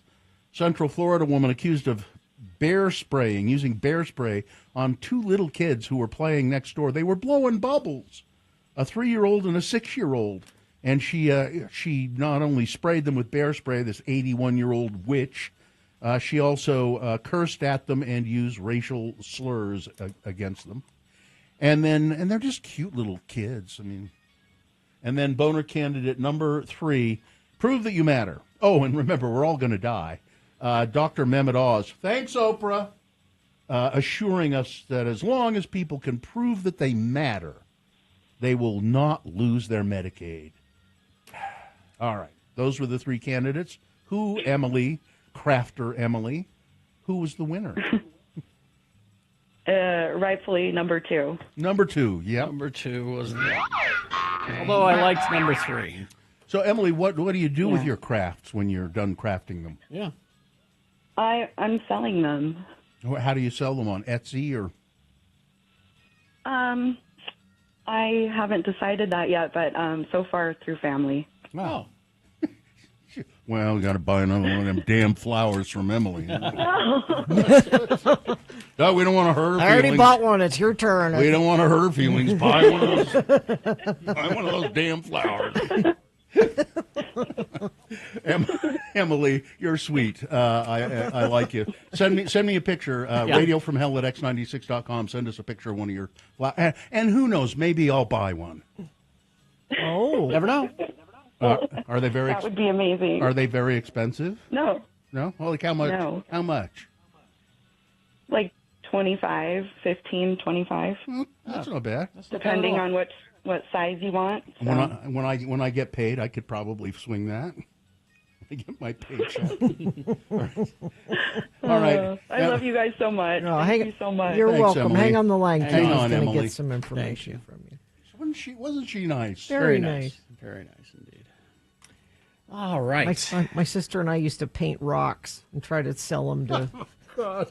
like when we were little kids, sell them to our parents. Now, my kids... Oh, yes, that's such a nice... My kids painted rocks, but they only did it for their own They didn't try to enjoyment. sell 'em? Yeah, no. And there we had, there's. I think we still have a bunch of them around. You could have sold them to my Uncle Boyd. Would he have bought painted rocks? Well, he tried to pay for a car with rocks. I remember that story. He did? Yeah, toward the end. What yeah. kind of rocks? Shiny ones. Oh, okay. They were nice rocks. They were really nice rocks. Uncle Boyd was not all there. Not all there toward the end. Anyway, all right, 9:15, we'll take a break. After these messages, you got some big boy news and opinioendo. Stand by for that. Well, we ought to remind people again, we'll be in the Pride Parade on Sunday. And I wish I had a better memory as to how many years. How many years we've been in the parade, doing the parade? It's been. I remember we had to fight to get into it. Yeah, our management didn't think it would be a good idea for us to be at in the it. time. Yeah. The ownership of the station at that time said, we shouldn't be in a gay pride parade. I don't think so. Then finally, we finally talked them into it, and so they let us do it. Then they said, but they wouldn't let the country station. They said, well, I don't think the country station should be. And I was like, you never heard of a gay cowboy? That's you never. Brokeback Mountain. Never, not even before that. Well, the gay rodeo. That Yeah. I don't think they have that anymore. But I think they do. I did see something about that. oh, are they? Is that right? I forget the guy's name who was one of the organizers. I met him a few years ago and hung out with him for a while. Just the nicest old cowboy you could ever want to meet. He just skinny cowboy. If you want to find out more about all the stuff going on for Pride, it starts today, and all the information is at utahpridecenter.org. We'll be in the parade on Sunday. But don't wait till Sunday to participate. You can do stuff all weekend there. Yeah, there's music acts, and you can buy VIP tickets that'll get you in all 3 days, and I think the VIP tickets come with like drink tickets and that kind of thing. So. And if you're wondering what your ticket price goes for, this is to help out the Utah Pride Center. They provide all kinds of services for all ages of people. They're just there for you. They're a center that's fighting 12 months a year to help people that need that assistance. I'm racking my brain now because we were talking about the gay rodeo, and there was a Marvel comic character. I read this and it was great. That it's been around forever as a cowboy. Two Gun Kid, I think, was the name of it. And then they retooled him and made him gay. And it was like a 4 or 5 issue limited series, and it was just so well done. Darwin Cook, I think, did the artwork on it. But then that reminded me that another comic book company got the rights to Snagglepuss. You remember the Snagglepuss, the cartoon panther? Exit stage left. And they wrote him with all the other Hanna-Barbera characters in the comic book as well. And he was a gay playwright in the 30s. I can see that. It was a great read, still available. Yeah, Bill, the Utah Gay Rodeo. UtahGayRodeo.com. They're still around. Founded in 1979. We had them on the show a while ago. Yeah. It's founded in 1979, operated as a group of local country western gays helping out the community. They're still around. And they're nice guys. And, June 16th through the 18th at the Golden Spike Event Center, Crossroads of the West Rodeo. Regional rodeo, featuring there you go. Yeah. Well, I don't know if the country station should be in the Yes, I don't of know. course they Pride should. Parade. Are there gay cowboys? Yes, there's Really? There's gay everything. What? I was going to say one of my best friends was a country music radio program director. There's not Who's some gay. segment where. Are there gay baseball players? Yes. How about gay mountain climbers? Yes. Really? Gay policemen? Yes. What? I know, right? Gay farmers? No Yes. gay farmers. Nope, there are. What? Sure. My worldview is shattered. Zach reminds me, it was the Rawhide Kid, not the Two Gun Kid. Rawhide Kid was Marvel's gay cowboy. Yes. That makes much more sense. A little bit more sense. The Rawhide Kid. But a great read. It really was. All right, then. We will we'll take a break. Gay board members? Yes.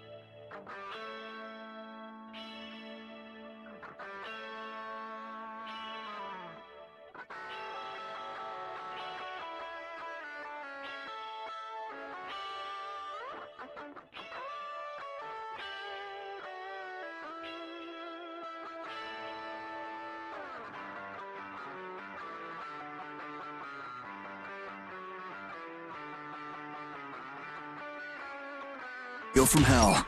9:20. Time for some big boy news and opinioendo, brought to you by X96 welcomes Lola Young Saturday, November 29th at the Union. Tickets go on sale today. Go to x96.com for ticket links and more information. Well, let's consider for a moment. All right. The future. Okay. In the future, having a flying car will be a unique and cutting-edge status symbol. Even more than owning a customized Rolls-Royce.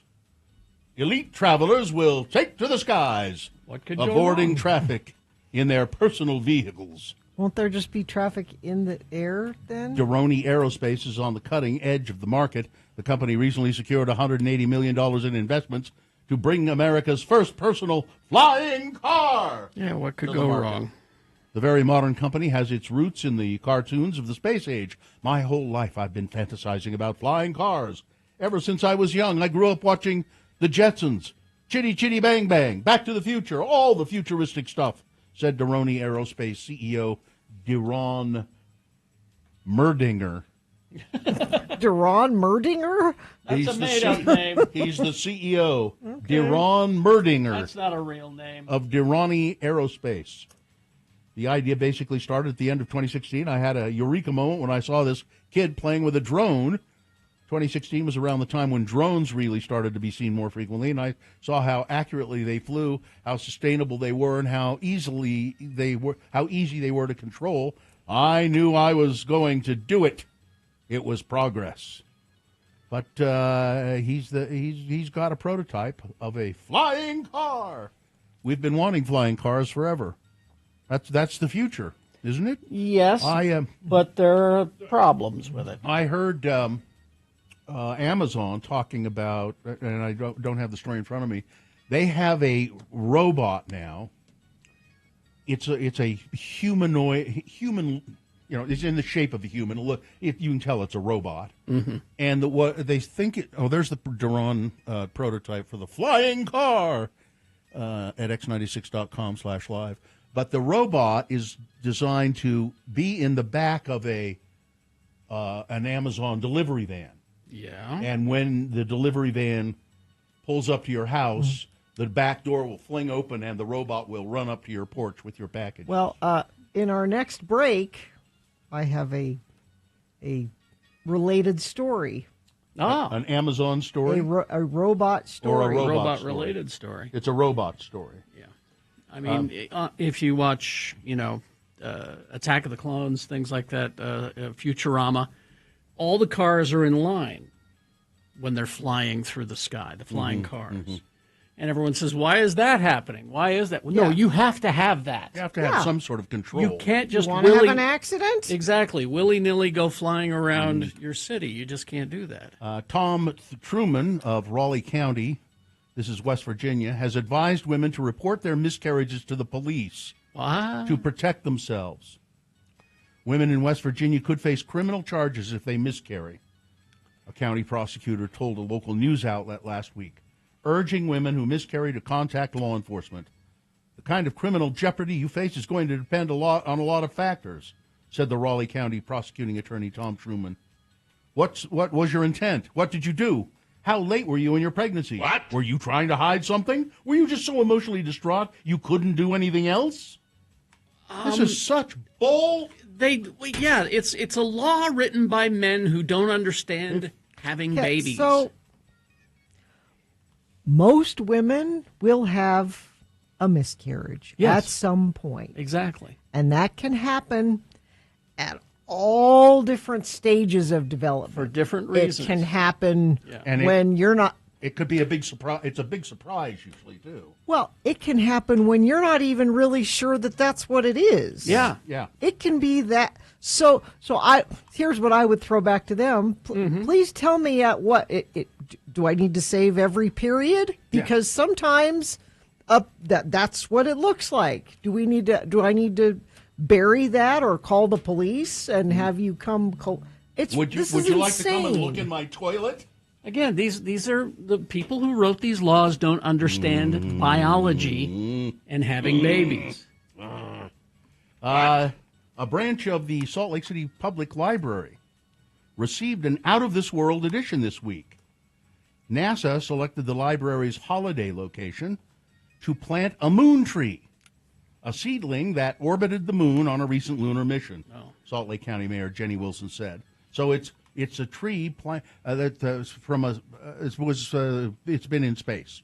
The seed has been in space. I don't know.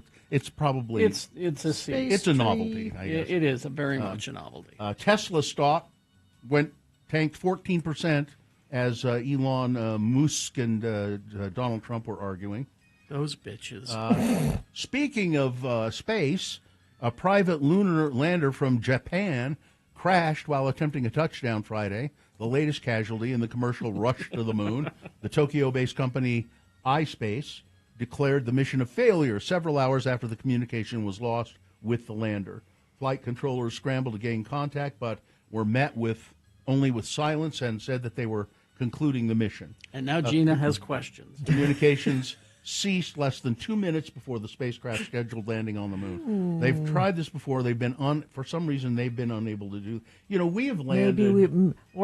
Maybe we've never done it, and that's why they can't do it. We did. Huh? We have landed with astronauts on the moon, but we've also landed rovers on Mars. We have, that are not manned. It's doable. The Japanese just haven't figured it out yet. They will, I think. Sure, they will. They probably will. And ProPublica. Let's see. Is a non-pro? No, that's. I want to start here. Thomas Fugate. He graduated from college last year. Did you see this? With a degree in politics. He celebrated a social media post about the exciting opportunities that lay beyond campus life in Texas. Onward and upward, he wrote, with an emoji of a rocket ship shooting into space. Well, his career blast-off came very quickly. Again, he's 22 years old. He has no apparent national security expertise at all. He is now a Department of Homeland Security official overseeing the government's main hub for terrorism prevention. Yeah. What? Yeah. Including Google image this guy. He's 22? Yeah, including an $18 million grant program intended to help communities combat violent extremism. Again, his name is, so you can Google him. And Google image like. this guy. Thomas Fugate. He was mowing lawns 3 the White years House ago. appointed Fugate, a former Trump campaign worker, who interned at the Hard Right Heritage Foundation to a Homeland Security role that was expanded to include the Center for Prevention Programs and Partnerships, known as CP3. The office has led nationwide efforts to prevent hate-fueled attacks, school shootings, and other forms of targeted violence. Young Mr. Fugate's appointment is the latest shock for an office that's been decimated since Trump returned to the White House and began remaking national security to give it a laser focus on immigration. Even if we manage to get back in there, it's going to take forever to clean all up. this. Did you Google image him? Now, his only qualification is loyalty to Trump. That's it. So he has no qualifications. He has no qualifications. It's that Did his parents donate money? No, what is he it? said to Trump. He worked on the campaign. He said to Trump, "I will do anything for you. Anything. You just tell me what to do." Like I said, he was mowing lawns 3 years ago. You know. Squid Game is coming back soon. I guess there's a trailer available now. Yes, there is. I haven't seen it yet, but it says here it's very creepy. It's pretty good. Yeah. I'm still watching the show. I seem to be the only one. No, I'm still watching it. Even though I thought the season that we just had was just kind of. I liked it. It was a little too much like the rest of it. I mean, well, that's Squid Game. Yeah, that's what it is. I was hoping they'd have a little better. Well, I mean, you had the head man in there. Well, that's true. Messing with him all the time. Every time he thought he had an advantage, then the head man would lie to him, and you know. And I guess that Talking Heads video for Psycho Killer. It's out. It's been released. I haven't looked at it yet. It's got Saoirse Ronan in it. Yeah. And it's supposed to be pretty good. Directed by a guy who's I don't really know him, but Mike Mills. He's done quite a few things. He directed Come On, Come On. I don't know what that is. Yeah. But it's okay. I'll give it a watch. But I guess it's available now. Yeah, it's on Skin if you want to go to the front page. And let's see. I think that's. I don't have anything else here. That's Oh, now I'm kind of excited about this, and I'll end here. Brad Pitt's summer movie coming out. F1. F1, yeah, Looks Formula really One cool. racing. I just think they're really, and it's going to be just a good old summer race car movie. Mm-hmm. Yeah, and it'll be high tech and fun, and I'm anxious to see it. Mm-hmm. All right, that's it. Weather. Got a slight chance of showers this afternoon between like noon and 3, about a 20% chance. That's the only real storm we might see for the next several days. High of 81 tomorrow, overnight low 58. Tomorrow 87, Sunday 90, Monday 92. I don't see any other storms, like I said, looking into the first part of next week. All right. Thank you very much. Yeah, you listen to radio from hell in your car, but... And then I was reading a story today, it's here somewhere, that men are often likely to be the ones to fall in love at first sight, as opposed to women, which I think is interesting. Did they say why that happened? Maybe, but I didn't read the whole story. I just read the headline. I haven't read it yet. Let's see if I can find it. Well, I'm certain. There it is. I'm certain it happens all the time. You mean, Sorry. You believe in a love at first sight? Yeah. Some people believe that you have to thoroughly get to know someone before you can fall in love. Others would beg to differ, swearing that love at first sight isn't limited to fairy tales.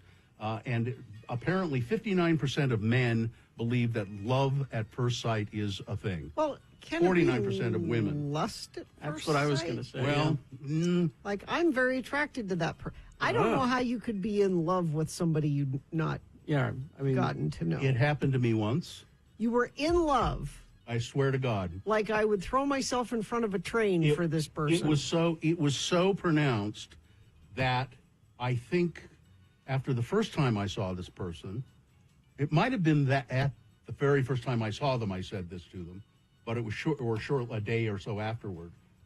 I don't know how to explain this, but I believe that I have fallen in love with you and I don't know you. And what did they say to that? It's a great opening line, by the way. Yeah, I mean, I knew who she was, but I didn't. I had very little contact with her. How did she react to that?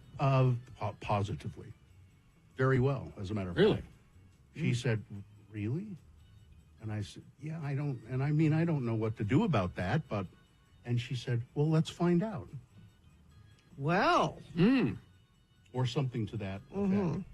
And I sort of thought that it would be. That's the one?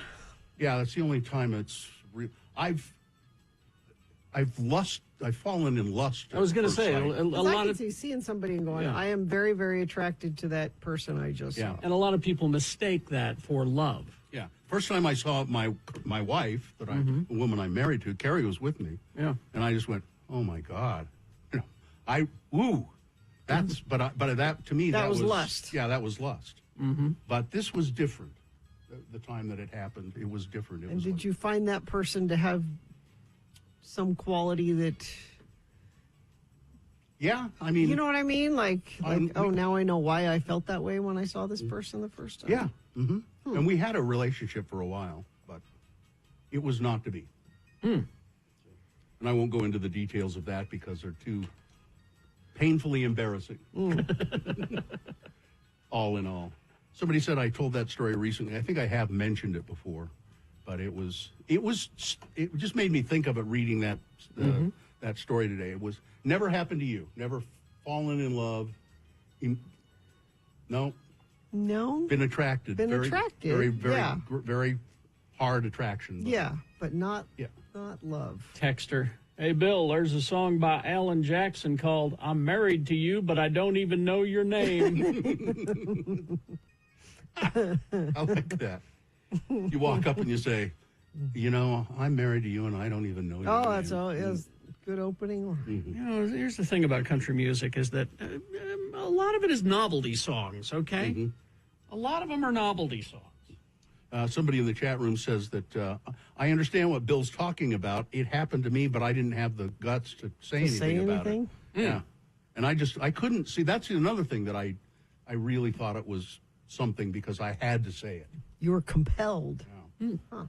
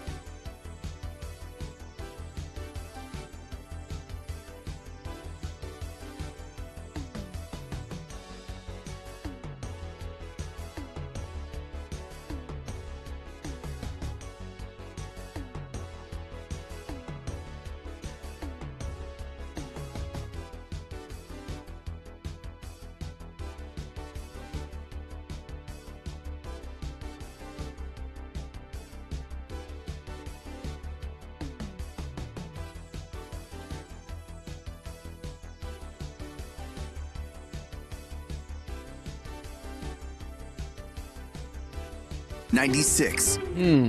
So you can go to my Twitter feed and see video of this, and then you can go to radiofromhell.com/live. No, x96.com/live to see some pictures. So I follow our friend Babs DeLay on Instagram. She's been doing this great thing lately where she takes a tour of Salt Lake and talks about historic buildings and the history of them. I've been actually really enjoying. It's been those fun to watch posts. And a couple days ago, she was out in front of Jay Wong's China Bistro. Oh, really? Which we hadn't been to in years, probably. It's been a while. I haven't been there in a long time. Yeah. And Joe and I were looking for somewhere to go to dinner. I'm like, you know what? We haven't been to Jay Wong's in a while. Let's go to Jay Wong's. Now, what was that picture that was up there? So x96.com/live. We go to Jay Wong's. We get seated by a human person. You can put that back up, guys. It's seated by a human person. There we go. And he takes our order and goes away. And then what brings us our order is a robot. And it has a cute little kitty face. Kitty face. And it is like, I don't know, 4 feet tall. Yeah. With shelves on it. And, each table in a restaurant has a number. So, okay, kitty, take this to table 16 or whatever. And like I said, I have video on Twitter if you want to see it roaming around. But we asked when the human guy came by later, said, how long have you had this? I said, what is this? He's like, well, this is Bella. She has a name. And he said, we got Bella during the pandemic because it kind of helped with hands-free. Haven't you been in Harmon's and seen that robot there? Yeah. I haven't seen it at Harmon's. There's a robot that goes around and I have some pictures of it. It inventories the shelves. Yeah. And it's kind of like that. It's like a big, tall sort of. It's got a name and I can't think of it now. Well, this is Bella. And it's got some words on it that say, hi, I won't run over you, or I'll just stay out of my way. No, if you get in its way, it stops immediately, and then it figures out a way to go around you. Then at the end of the meal, Bella brought us your fortune cookies, and I have a picture of each of our fortune cookies.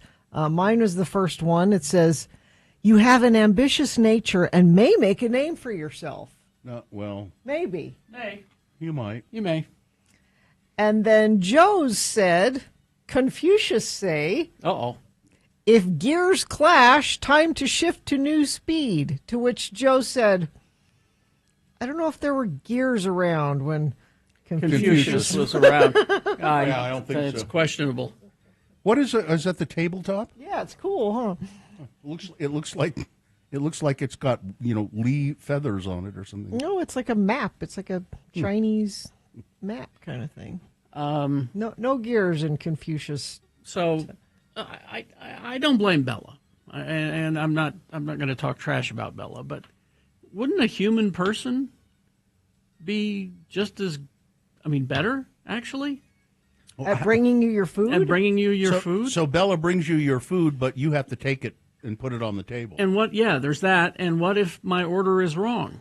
Well, there was a human checking on us, and he would come back and say, is everything all right? And it wasn't just Bella. Bella just brings from the kitchen.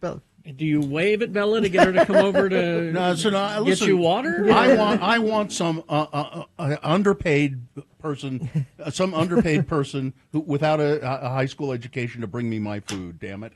I don't want a robot doing it. We felt extra taken care of. If that makes you feel any better, we didn't feel neglected because of Bella. We had Bella and a person checking on. Does Bella have any personality at all? Bella didn't talk. She looks like a cat and has blinking eyes. Oh, it's the eyes winked? Yeah. No arms. No tail. No. Just shelves. Yeah, the robot at Harmon's is it's not humanoid at all. Oh, so somebody says the hibachi restaurant Sakura in St. George uses these. It says happy birthday to you. They have a robot server at All-Star Lanes in Draper. Did you tip Bella? Oh, no. I mean, we tipped the human. Oh, don't you know How does Bella feel? the Barberries never tip. How does Bella feel I don't know. about that? What do you tip a robot? I don't know what you tip a robot. Here's some 3-in-1 oil. I think it'd be pretty easy, to dine and dash on a robot. No, they come after you. They got lasers. Oh, you didn't tell us that. They'd stop you, I bet. Bella doesn't look too threatening. No, I'm afraid. Let me see Bella again. Put Bella back up. Bring Bella back up. Where's I want to know where the food is when It's on the shelf. There's shelves. There's shelves behind Bella. So behind Bella. Yeah. And do you have to stand up to get your food? Or? No. I don't know. There's some Carrie, I thought you'd be all over this. That's the future. I'm Star Trek guy, but this bothers me because a person could have that job. I mean, there was a person around. He was very nice. I feel that way about self-checkout. I don't like to use it. I used to use it all the time, but I don't anymore. I don't like it because... I think it was Bill Burr that kind of turned me around on that when he yelled at me for saying that I go to self-checkout. I asked somebody, though, at the grocery store, does this... get rid of human jobs, and they said no. We're just we're put in different places. We can. Carrie, somebody says these robots are all over Japan, so you'll have to report back. I may have to destroy a few and get kicked out of the country. I would think you would be all over robot waiters. I used to be. I used to be. Hey, Rosie the robot, great, Yeah. But only if they look like people and they can talk to you. Not kitties. and call me Mr. J. Hello, Mr. J. I have a Rosie the robot Christmas ornament. Oh. All right, we will take a break. We'll be back after some messages and a song with the boner of the week. Dave the Flower Guy is here. I have a list here that I need Gina's input on. Oh, all right. Okay. Okay. All right, let's get a... It's Radio from Hell with another list, because people love a good list. X96. I want your honest opinion about these things. All right. Okay. 8 ways to flirt, and this is for guys. So 8 ways to flirt without saying a single word. Okay. So long before you say anything, it says here, you can silently seduce a woman across the bar. Silently seduce. Silent seduction. Right. It's all about body language. Okay. Number 1, and this is according to Dr. Joel Wade, a psychology professor at Bucknell. Oh, Dr. Joel Wade. Okay. Joel Wade. Joel Wade. Yes. Joel. I used to call him Joel. He got very angry. Number 1. Okay. This is a way to flirt. Spread out. Now, what does he mean by that? I don't like it so far. No, that's not what it means. There we go. Sit at a table with one arm draped over a it is nearby like that, chair. Carrie. That's what you Or do. lean at the bar with your arms spread apart. So not hunched over like this, but not hunched over your drink, but kind of open like like that. Right. But I'm hoping this just is like the top half of you. The top half spread out. Don't spread out the bottom half of you. It says both moves convey control of personal and physical space. Okay. Women interpret this as a sign of dominance, a key trait for boosting your attractiveness. Number 2. Can't you see my dominance? Men who don't cross their arms are seen as more attractive, active, and persuasive. So I'm crossing my arms right now, so I shouldn't be. Well, it's like I've always said to my wife, when you see me walking around the store with my hands behind my back like this, it means I'm too old. Only old guys do that. And I think, also crossing your guys who arms. walk around with their arms crossed. You gotta, and especially guys that walk around like that with their arms crossed. It's just creepy. They're not confident. I only do that when I'm just like sitting, here. It's not the only time I cross my arms. It says men who don't cross their arms are seen as more attractive. So don't cross your arms. Avoid poses that will constrict or close off your body. All right. Number 3, dial down that smile, okay? Just dial it down. Women regard too much smiling as a sign of femininity and timidity, both of which are turnoffs. Do you see the femininity? Now, it doesn't mean you should have a stone face. I see it as creepy. Just be, Yeah, I mean, I don't like too much of it for anybody. Lose the permanent grin, it says. Unless you're the Joker. Because that seems like you're nervous. I think if you're just constantly smiling, I get that you're nervous. Number 4. All right. Touch your guy friends. Grab your buddy, slap him on the back. All right. Touching your male friends signals social status and dominance, which women dig. See, this guy keeps coming back to dominance. Women dig dominance. Well, it is Dr. Joel. Yeah, that's. Maybe this is Dr. Joel Wade. Maybe. Number 5, touch your face. Oh, I do that. Every couple of minutes, rub your jaw, scratch your chin. This will draw attention to your most masculine features. Wait, really? Yeah. I guess if you have a strong jaw or something. Okay. The lower portion of your face is directly linked to your testosterone levels, it says here. Even if you don't have a support George Lucas. Even if you don't even if you don't have a chiseled jaw, directing her attention down there makes you seem more attractive. Number 6, copy her moves. Subtly mimic the way she gestures or holds a drink. Mirroring a person's behavior can make you more appealing to that person. Like if she's running her finger along the rim of the glass. I don't know. I don't like this list. It seems kind of piggish, doesn't Yes. it? Yes. Number 7, play eye tag. What is that? Men who frequently glance around are more likely to make eye contact with women, and women respond better to guys with whom they've already exchanged glances. Yeah, I mean, they're not going to come on to you if you've never looked at them. Yeah, I guess that's true. That's kind of okay. Yeah. All right. And the final one here, I think it is number 8. Watch for her signals. Okay. If you played all your cards right, if you played all your cards right, she'll send you her own signals that says, she's interested. Okay, here's a question. Have you guys ever picked up a woman in a bar? Like, you're at a bar, they're at a bar, you see her across the way, and you go, I think she's pretty. I'm going to try to get her attention. I did once. Yeah, I have. It was a long time ago. And did you do any of these things? I don't remember. It was too long ago. I think I just pulled out a wad of cash. Fanned yourself with it? Whew, it's warm in here. Anybody want to get out of here? I don't recall how I approached her. I just remember I made her laugh, and that's what. So that actually, worked. I was wondering if that would be on the list. Now he says the guys look for these signs that she's interested in you. Look for her to flip her hair, or tuck it up behind her ears while looking at you. Watch to see if she raises her eyebrows when you first make eye contact. This is a pretty good indicator she's at least open to learning more about you. Okay. I'm curious as to what century Dr. Joel is writing from. Carrie, this guy's a psychologist at Bucknell, okay? Oh, Bucknell. Yes. Okay, yeah. Joel at Bucknell. Yeah. It was a study done for something called emotion.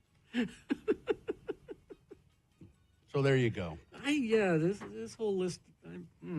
I'm telling you, a wad of cash can accomplish a lot. Okay. Just a big with a rubber band around it, and you snap the rubber band. That's it. Yeah. Do it like a drug dealer would. Anybody want to get out of this dump? Anybody. We hope you'd enjoyed another list with Radio from Hell on X96. Anybody, and I mean you. I walked up to somebody one time, a woman one time, and said,